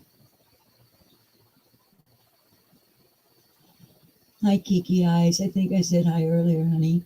You guys, we haven't used StreamYard in so long that last night I was like, oh yeah, I can put your comments up on screen. And good thing I don't wear makeup or it would be down my face right now. You know, hi, come on. You know, guys, one reason that I'm taking so long stretching this out, part one, part two, part oh my gosh, is because of this, how it, and the case studies I knew were going to be the worst. And that's why I would sit here in my own time. I have read Rachel's case study, like I said a while ago. If I've read it once, I've read it a dozen times. And I do that trying to build up my, okay, when you go live and you read this, you'll be able to maintain your composure so that you don't add to the angst of the potential angst for those in your audience. You're not going to make it worse for them by you losing yours. I thought I had it, babies, and obviously I didn't. I was cool up to what well, not cool. I mean, I had to keep digressing and sidebarring to kind of reconnoiter. But every single time I can be sitting here absolutely alone, and when I get to that paragraph about what that guy did to her, I break down and sob just like I did here on this live. And I hope I never read that case study again.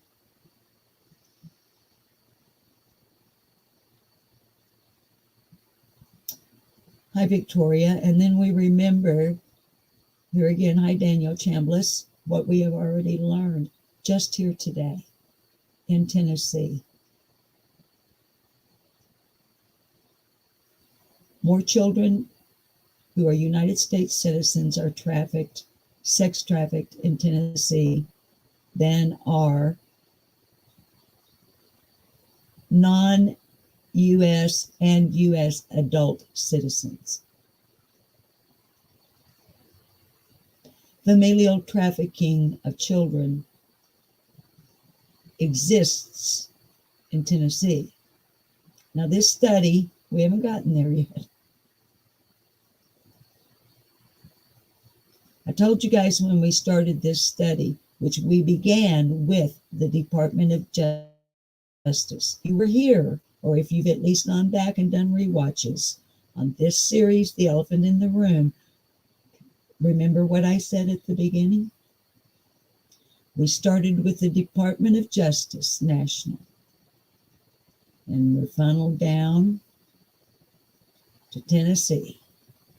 And that funnel, whether it makes people uncomfortable and makes them squirm in their chair or not, is not my problem. Because this funnel is going to eventually, not today, because we're not addressing a particular case, but this funnel is leading us to a particular address in a particular community, near a particular town, in a particular county, in a particular state, where a particular little girl just happens to be missing.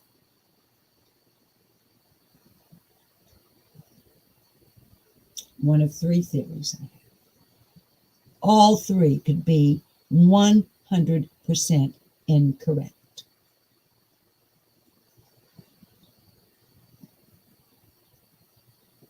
One of them could be correct, none of them, all of them, a combination of any of the above. What? So for now, this theory is the one I'm working.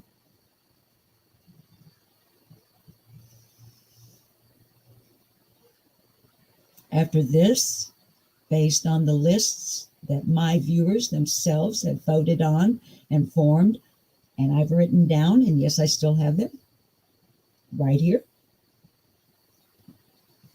We're going to examine, after the potential in a certain case, if there may or may not have been any of this business going on. We're going to look at the next two that were the top three of my viewers' voting results as to what may or may not have happened to a particular child. The next one will be accident covered up. That may be a couple of months down the road, because I'm going to get through this. I ain't the type to start something and then not finish it. Now, it's like, let me say this, high D presents, while I'm trying to calm down here a little bit. I'm sorry I keep going in and out of focus. This new camera, it's like if I move, I'm back in focus.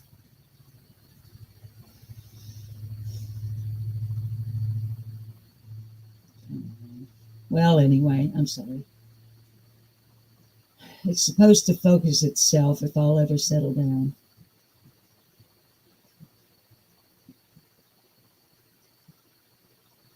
When I did the, I think it was last week, and I did the thing where I was asked you guys to come and help me learn how to use Google Earth.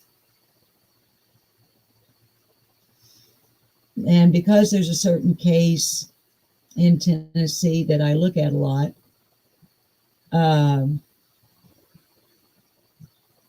I chose an address to learn Google Earth.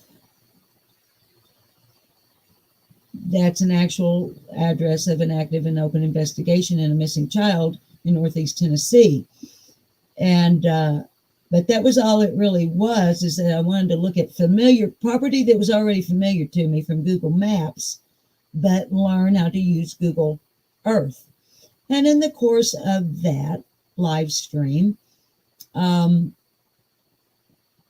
different conversation came up from me and those in chat, and my question about when and how did the boys get back up to the top of the hill on that particular piece of property. And you know, you've got to, when you're sitting here like I am right now, part of my job, at least as I see it, because as a former professional television news director, and fucking 6 and 10 o'clock news anchor and investigative reporter who has also had 2 television talk shows. Thank you very much. Done radio news, covered a double homicide. Fuck's sake. I'm sorry.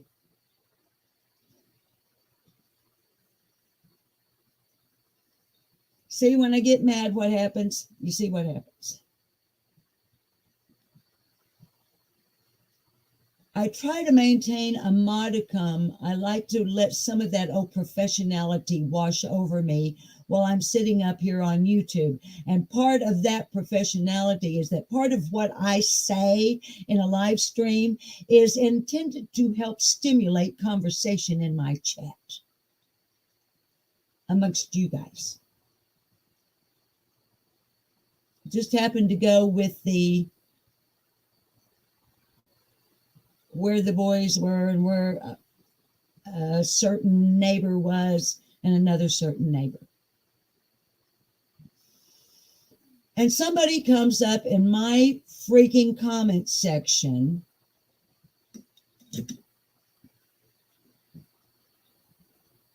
Hold on, I don't know how to pull me up on Windows 10 yet. Well, I'm on the subject.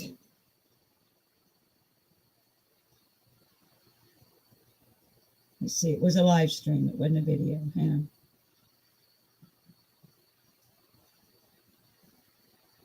Okay. The title of the program had the address in it, but nobody, well, no, it's got a hashtag. But it was streamed 7 days ago. I have 1.3 thousand views on it. And part of the title is Help Me Learn Google Earth, question mark. And under that video,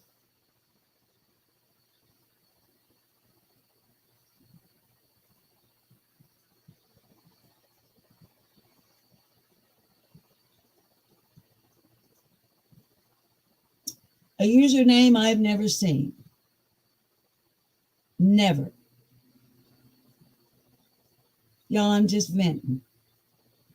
And you can see it because it's pinned under the video. And it pissed me off. From facts, exclamation point, girl.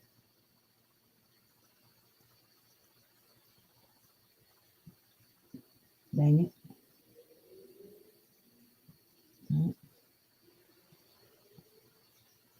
It's not going to focus, but y'all can go see it. It's not going to focus, but y'all can go see it.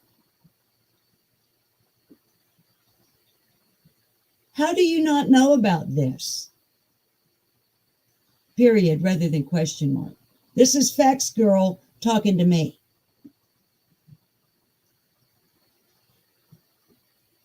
How do you not know about this? Should have been a question mark, but she used period. Don did a video reenacting the drive, exclamation point. Yeah, I know. I was watching the live that was playing the drive the very first fucking time it was ever played. Granda stated she stood at the top of the hill watching the boys. No shit, Sherlock. All of this was gone over with a fine-tooth comb in 2021. Well, that's interesting since Grandis didn't give an interview to be publicly displayed on WJHL until March of 2022. And she's the one gone over with a fine, fuck you. Because here's what's happening. Facts, girl. Girlfriend. We're going to bust this motherfucker down all the way. And we ain't shutting the fuck up about it until a certain little girl is found, either rescued or recovered. And you evidently have a very serious problem with paying attention to detail. Maybe you ought to turn up your hearing aid or use a fucking Q-tip and clean the nastiness out of your ears so you can fucking hear what I said in the live. Dumbass. Sorry, not meaning to be snarky. Many of your questions have been answered long ago. Why this? Why now? Yes, I'm reading character into it. It's boring if I just read, right? Wouldn't it? Come on, let's laugh. Wouldn't this be boring as shit? Depending on whose poop it is. If I were to just read it like a text, let's read it with attitude, okay? Why this? Why now? But, ellipses, which is 3 dots, I will wait to see where you are going with this. I'm not going anywhere with it, you dumbass. I was learning Google Earth.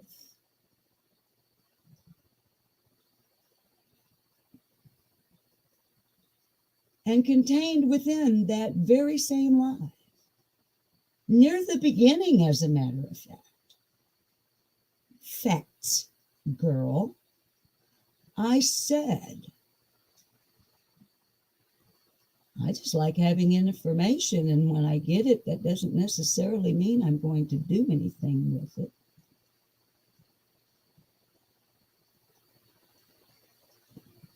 In the very same live, just because I have information doesn't mean I'm going to do anything with it. And the final sentence is, I will wait to see where you are going with it. I'm not going anywhere with it.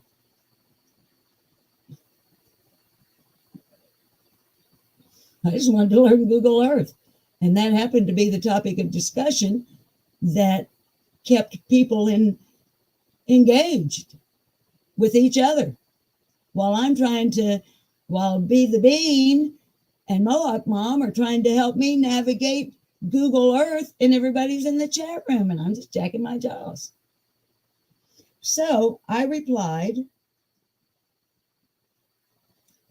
I do and have known about it since he did the drive.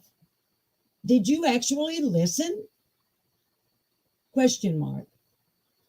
Did you get that the whole thing was actually me learning Google Earth? Question mark. Did you understand the fucking unanswered question? Exclamation point, question mark. The red ones from the emojis for extra oomph. How and when did the boys get back to the house? Period. You seem to have a problem paying attention to details. And I closed with, not being snarky. Thank you for letting me vent, viewers. Because you would think Carrie Bishop, our managing moderator, she will even let people know. She will say to other moderators, don't delete that.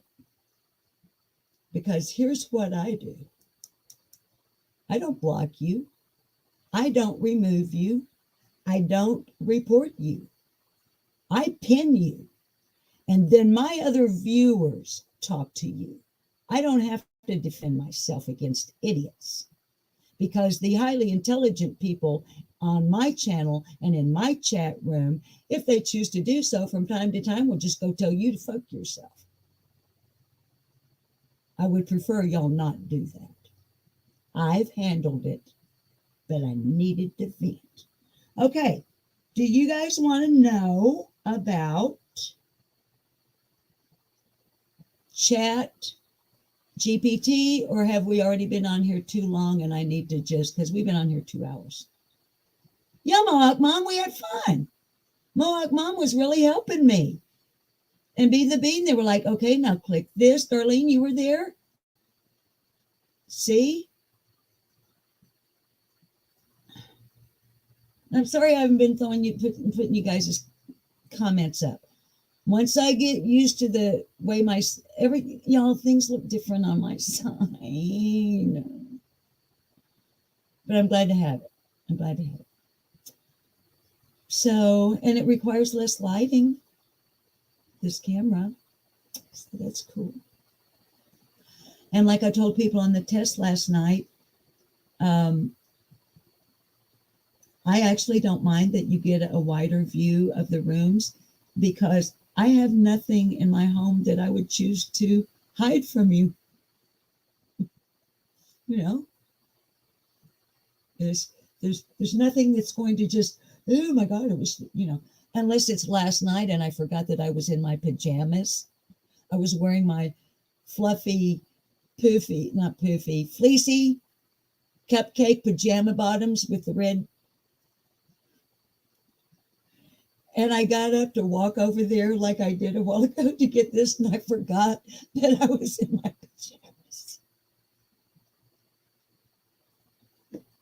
So I was like, well, have fun with that, Clip Channels. At least it wasn't a teddy and negligee or a tweed thong.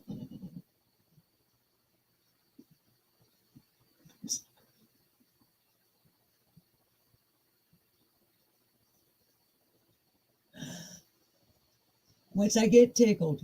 All right, now listen. Amanda, I do my best, honey. It is clean. It's not, it's lived in, okay? I mean, the dishes get washed every day after every meal. The beds get made every day. The floors get swept and vacuumed every day. The toilet bowl gets cleaned every day, But there's some deep cleaning around here that could handle being done. And guess what happened, though? I decided to start up a YouTube channel, and then I decided like a little over a year later to start up a second YouTube channel. And somehow or another, the research I do for this channel just kind of gets in the way of dusting the top shelf. But I like to call it hippie chic. And, by the time you get to be my age, sweetheart, everything you've got, pretty much you've had for a long time. And you come to a place when you get to be my age too, that I'm kind of doing like Mama did. Now, Mama lived to be 93, so there's a good chance y'all have got at least 22 more years you're going to have to put up with this.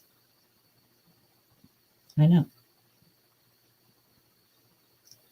But there came a place where Mom, not like in some kind of morbid, it wasn't like creepy. It was one of those where she was like, okay, I don't need this anymore. I haven't used it in 5 years. Do you want it, daughter? Because if you don't, it will be gone when I'm dead because I'm going to give it away. So, excuse me.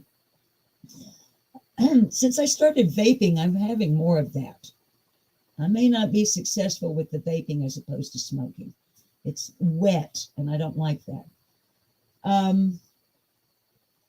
But yeah, I started with my granddaughters about a decade ago, going, okay, when I'm gone, what is it in this house that you want in yours?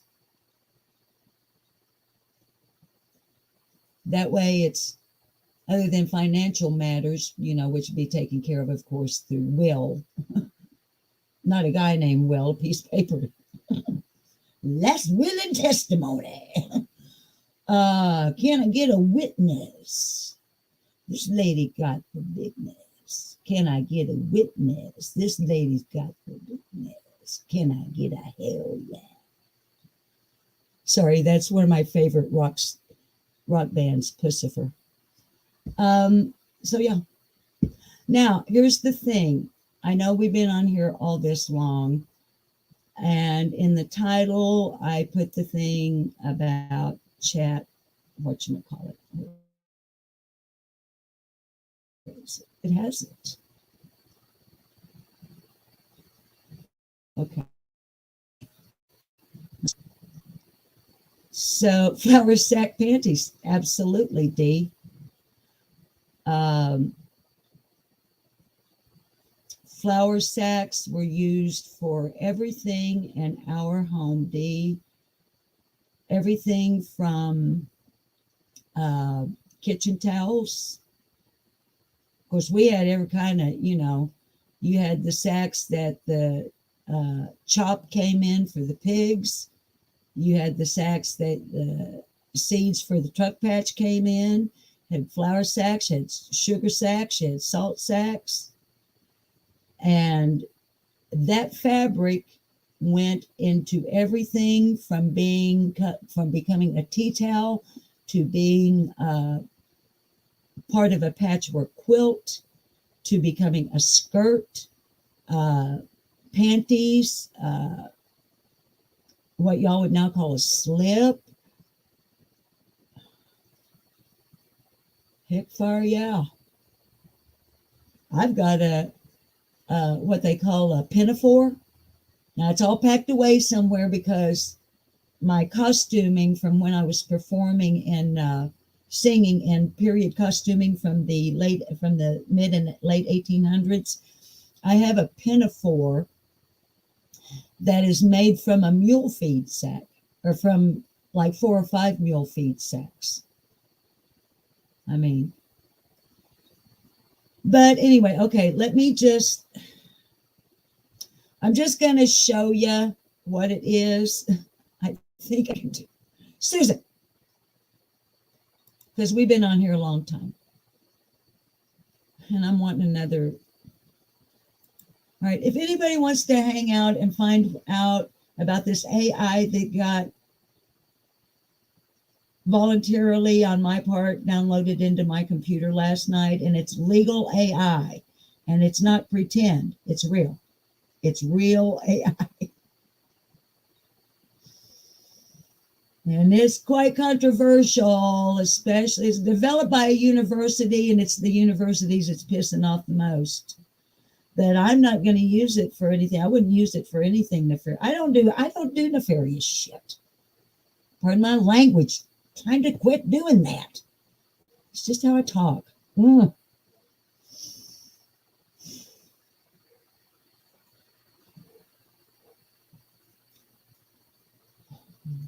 So I'm going to leave it running like I did a while ago.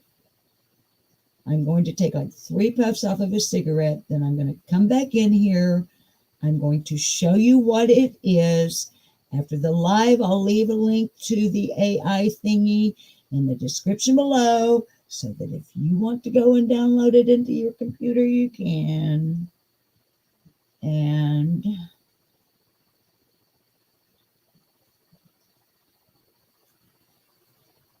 yeah.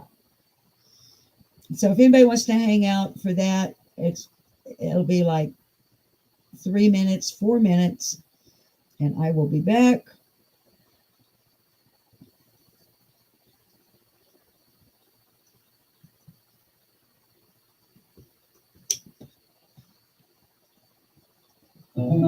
Power on. And I'll just show you what it is, and then we'll go on about our days. Anybody that wants to hang out.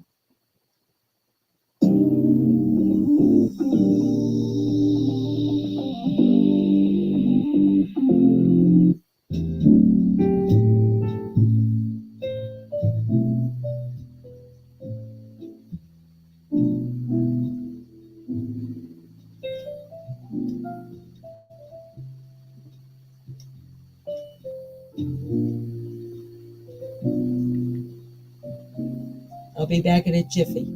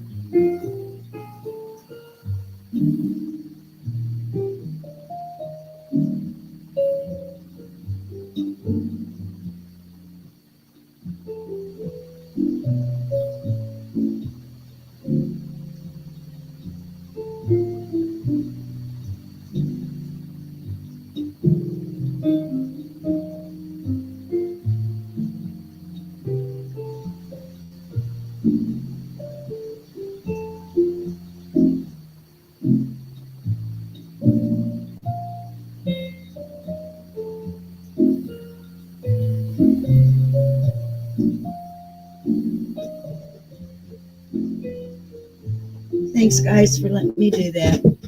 And thank you to anybody who chose to hang around. No pit stop this time. I thought about popping in and putting on some more lipstick, and I was like, because by the time we get finished, I have almost none on.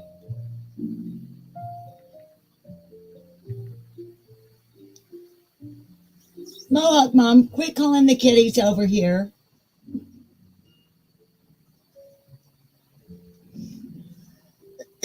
What does my shirt say? Taking the scenic route with a bicycle. My oldest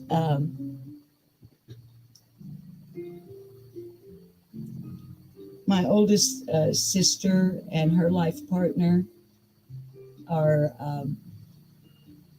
they go all over the place. They ride like in bicycles in those like long distance, what are they called?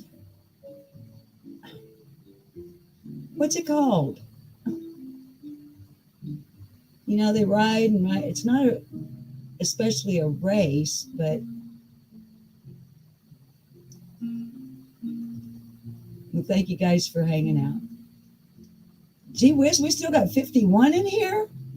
No kidding. Y'all, I trimmed my bangs this morning. My hair grows so fast, they've already grown back down into my eyes. I can't do anything with them. My hair's still wet from my shower. This is how I curl my hair in case y'all are always talking about my hair.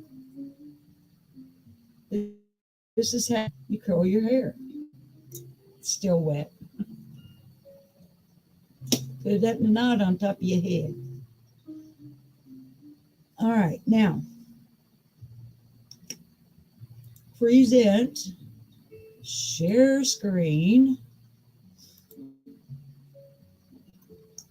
Okay, first we're going to look at introducing Chatgpt.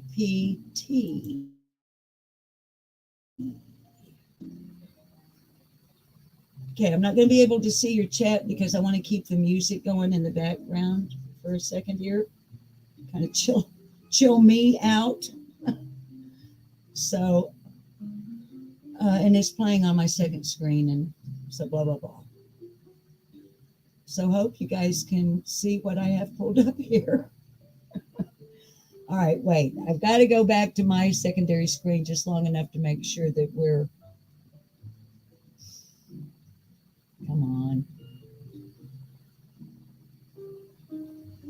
Hang on.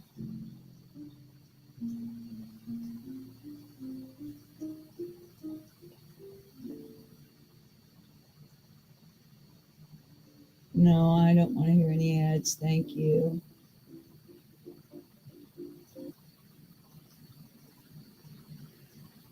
You guys know it takes me forever to navigate everything because I'm always afraid of touching the wrong thing. But I have to be able to see if you can see me. Dang it.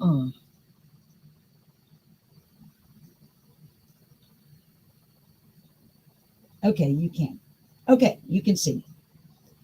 All right, this is the page, and I'm sure you've already looked all through it. It's like, thank you, Lip Lock. We've already gone over it. You can go to something else now. See up here in the upper left-hand corner? OpenAI. And they're not kidding. Introducing Chatgpt. We've trained a model called Chatgpt, which interacts in a conversational way. Now, the way the AI interacts is not through your spoken word. It interacts with you through your keyboard, and it responds to you in written word. The dialogue format makes it possible for ChatGPT to answer, and here's why I wanted it when my IT guy said, I'm putting this in your computer because you're going to use it and you'll figure out how it's going to work for you. This is going to be a valuable tool. Answer follow-up questions, admit its mistakes, challenge incorrect premises, I love it, and reject inappropriate requests. So I'll leave the link to, this is like their, I'm just scrolling up through here real quick.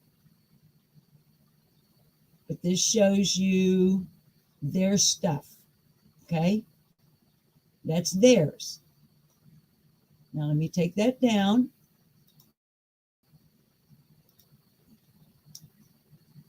And let me show you mine.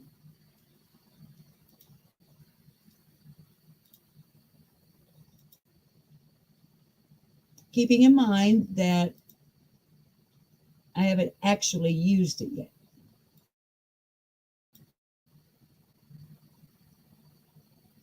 Okay, this is my Chatgpt.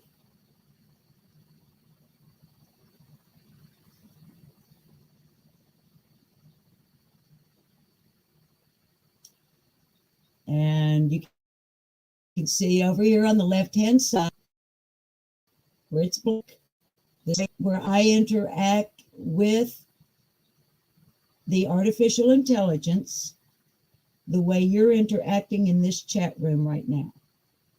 I talk to it over here. See, it says new chat, so on and so forth, clear conversations. So, see, so on and so forth. Okay. In the left-hand column, examples. These are examples of what I would say to my AI. And these are examples. And so I'm going to give you the example. Then in the middle column are the AI's capabilities. And in the third column are the AI's limitations. Okay. So if I say to the AI, explain quantum computing in simple terms, its capabilities are that it remembers what I said earlier in the conversation. Its limitations is it may occasionally generate incorrect information. Okay, you see? So they're examples. Got any creative ideas for a 10-year-old's birthday? How do I make an HTTP request in JavaScript? And then going back over, I shouldn't have jumped to capabilities. Those are examples of what I might say to my AI. Now, let me finish these three columns.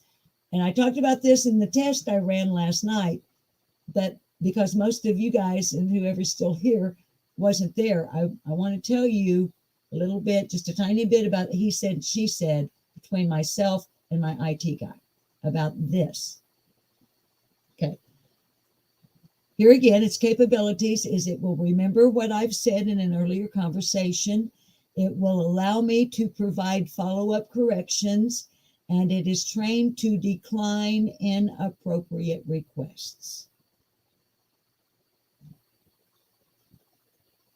I don't know what inappropriate requests are, but I can tell you I certainly don't intend to make one. All right. Now, and here again, sorry about me, the jump I did earlier on the columns. Over on its limitations, it may occasionally generate incorrect information. It may occasionally produce harmful instructions or biased content. It has limited knowledge of the world and events after 2021 at this point. I mean, pretty soon it will have limited knowledge of the world and events after 2022. Okay.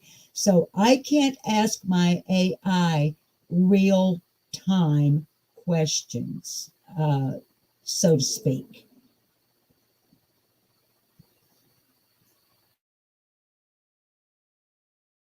But I can ask it all kinds of things about the world and events around the world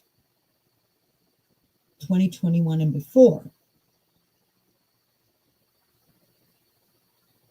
2021. It has limited knowledge of the world and events after 2021, but my AI has knowledge of events during, if you catch my meaning, if you get my drift, nudge, nudge, wink, wink, say no more, say no more. Thank you, Monty Python. But it does have knowledge of events in 2021.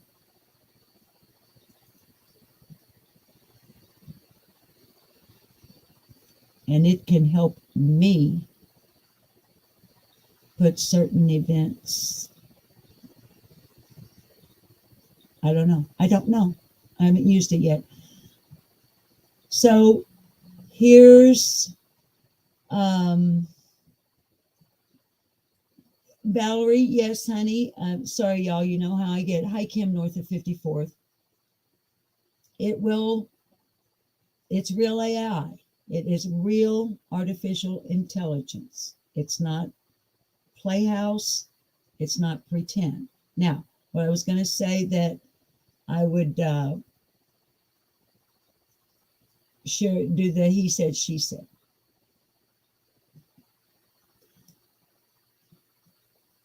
When my IT guy first downloaded the AI,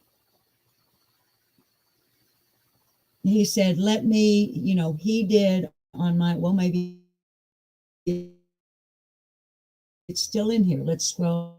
I don't know. I don't think we deleted those conversations, but I don't see them here either. So please believe me. See, right here is actually where I would chat. I was pointing, new chat. I'll figure it out. But down here's where I asked the question. Okay? Down here at the bottom. I'm pointing with my finger like you can see what I'm pointing at. Duh. Down here where that thing is flashing is where he put in, okay? And this is why universities ain't happy about this. Understandably so, although it was developed by a university. Conundrum, eh? Okay. He puts in that bar down there. He types in, write me a 5,000 word paper on Egypt. Boom. Bam. Just like that. And it starts writing the paper. I raise the corporate eyebrow and I look at my IT guy who's actually sitting here in my chair. Here, let's get off of this page. Let's get back over here. Okay. And then we're going to say goodbye.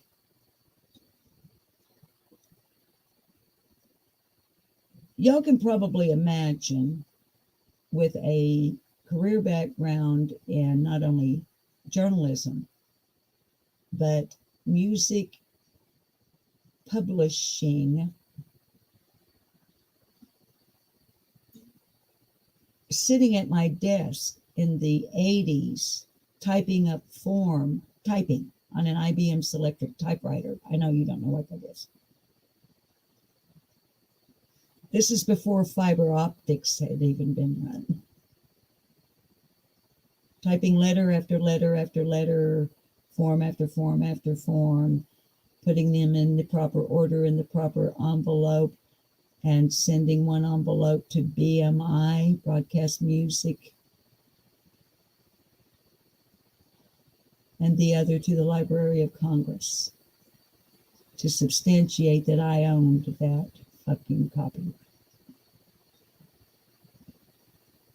Legally. So plagiarism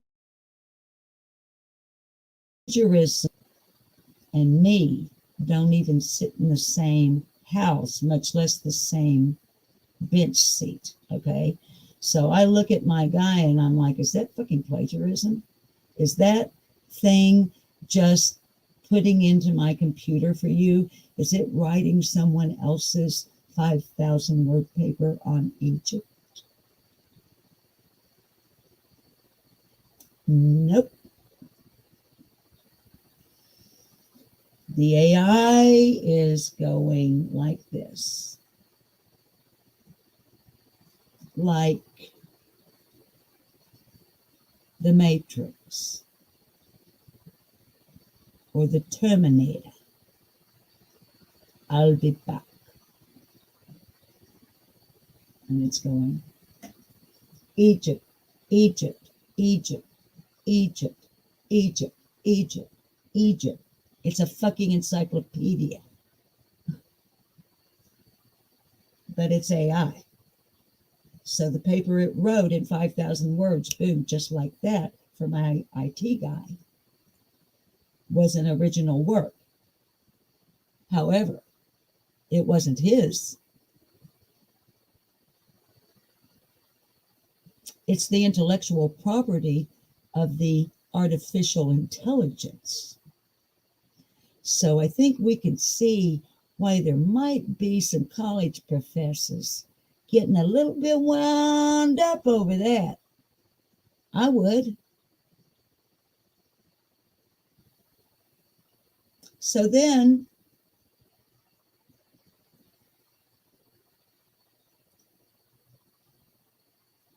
my guy, and as I said in the test stream I did last night, I'm not talking about a dude who comes over here and pops something into your hard drive and gives you a little upgrade. Okay, I'm talking about a guy who from nothing but pieces built a computer himself, piece by piece, that, as I put it last night, like the old Memorex cassette tape commercial on TV, will blow your fucking hair back when you turn it on. It will knock you to the back wall.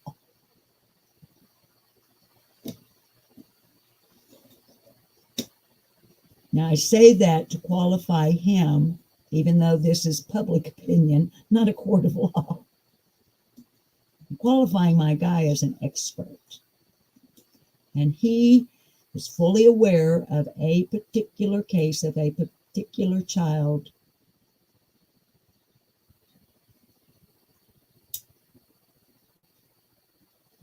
and he looked me dead in the eye. And he said, Miss Susan, I can tell you this much. Google knows where that little girl is. I said, the fuck you mean? He said, Google knows where she is. But it will never tell you guys. You notice it, not they.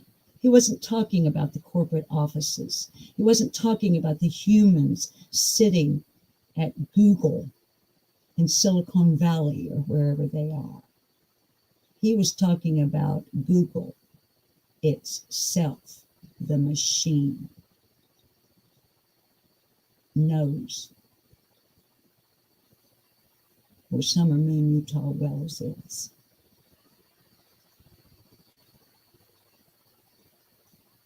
There are cameras everywhere.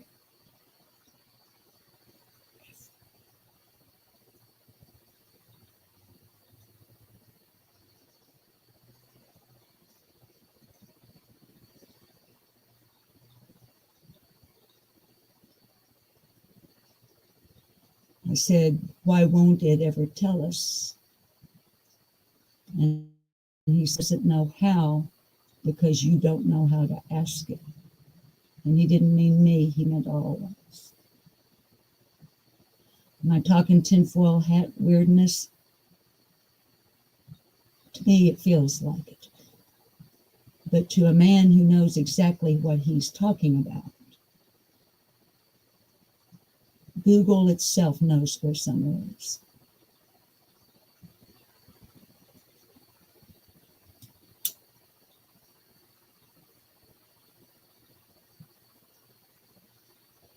And I don't know what else to say about that, because I didn't know what else to say about it last night,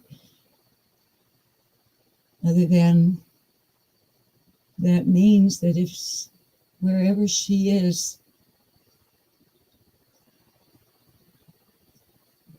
there's a sliver of hope that she'll be found, isn't there?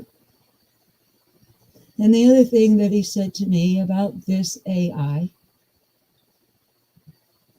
and I'm repeating myself, but he said, Miss Susan, and I'm paraphrasing, but he said, Miss Susan, you know, the corrupt law enforcement that you've talked about, he said, imagine this in their hands.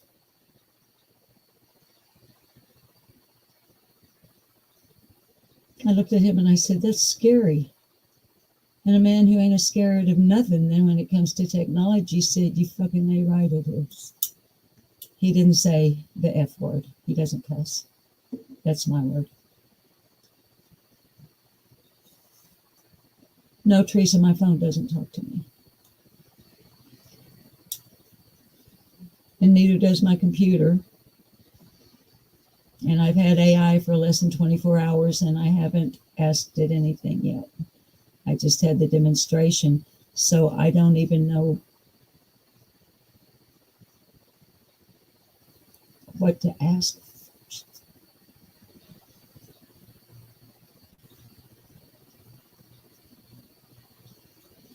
I'm just being silly now. I'm having fairy tales and pipe dreams. Pie in the sky.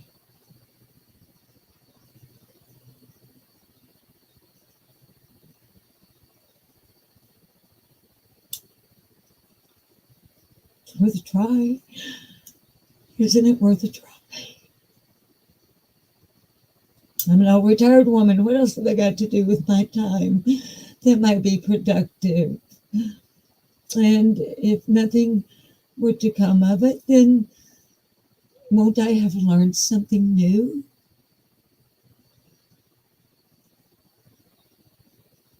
Like how to use some new technology that I never would have dreamed of 20 years ago, and keep my mind stimulated by using it. So, I go to bowling again. So, as is the tradition, over here on Old Lip What No More, I'm going to sing you out, say goodbye. I don't know when we'll do our next live. Might do it tomorrow. Depends on what mood I'm in. Y'all know me. Mods don't even know when we're going live over here. If I'm lucky, they get a notification and they're not busy. So, we got to keep our, and babies, I know you guys know. Hi, Jay Lee. It's my preference actually to really interact good and solid with you. I just got the notification on my phone, Angel. I like to interact before I end a live with, I'm keeping rhythm here to get ready to sing.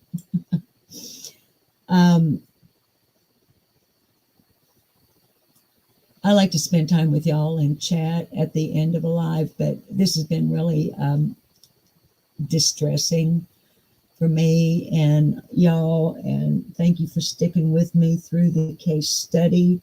As I said, I promise you no more of that. But I think I've made my point.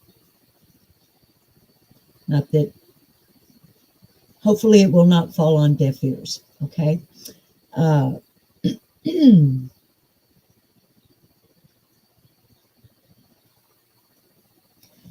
But I just, babies, I just, please forgive me. Come back to the next live and I'll chill and I'll talk with you and we'll interact like yesterday and some other days. I just, today I feel like I want to just lay down, to be honest. So, what am I going to say? Okay. Y'all know me. If it hadn't been requested, something going to pop in my head, and usually what pops in my head is something gospel from my youth. My mother, my sister, my two brothers. Gospel quartet, and I was little, and they wouldn't let me sing with them, and it made me mad. So I knew all the parts. I could sing all four parts if I had four voices at once. I'm glad Jesus came, glory to his name. Oh, what a friend is he. He so freely gave his own life to save. I'm from sin set free. I've got that old time religion in my heart, away down inside. I started out too low. I got to modulate. I've got that old time religion in my heart, away down inside. I've got a new kind of feeling in my heart that can't be denied. Oh, nobody knows what it means to me. Nobody knows but my Lord and me. I've got that old time religion in my heart, away down inside.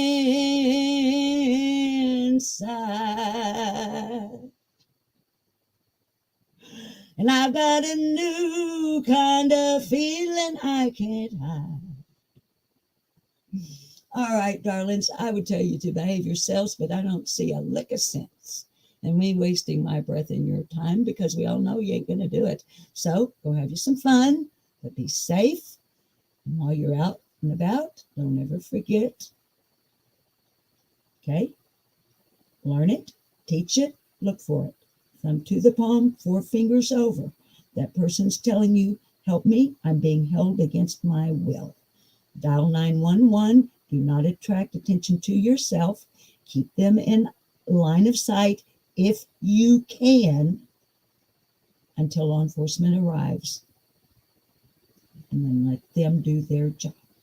Okay? Universal hand sign. Thumb to the palm, 4 fingers over. And don't you ever forget for a single moment, there really is one crazy ass old cat lady out here on these mean streets of YouTube who really does love you no matter what. And I'm going to see you on the flip-flop, whether you like it or not. So there. Choose to tune in. I love you guys. You don't have to go home, but you're not staying here. I love you. End the broadcast. End it. End it.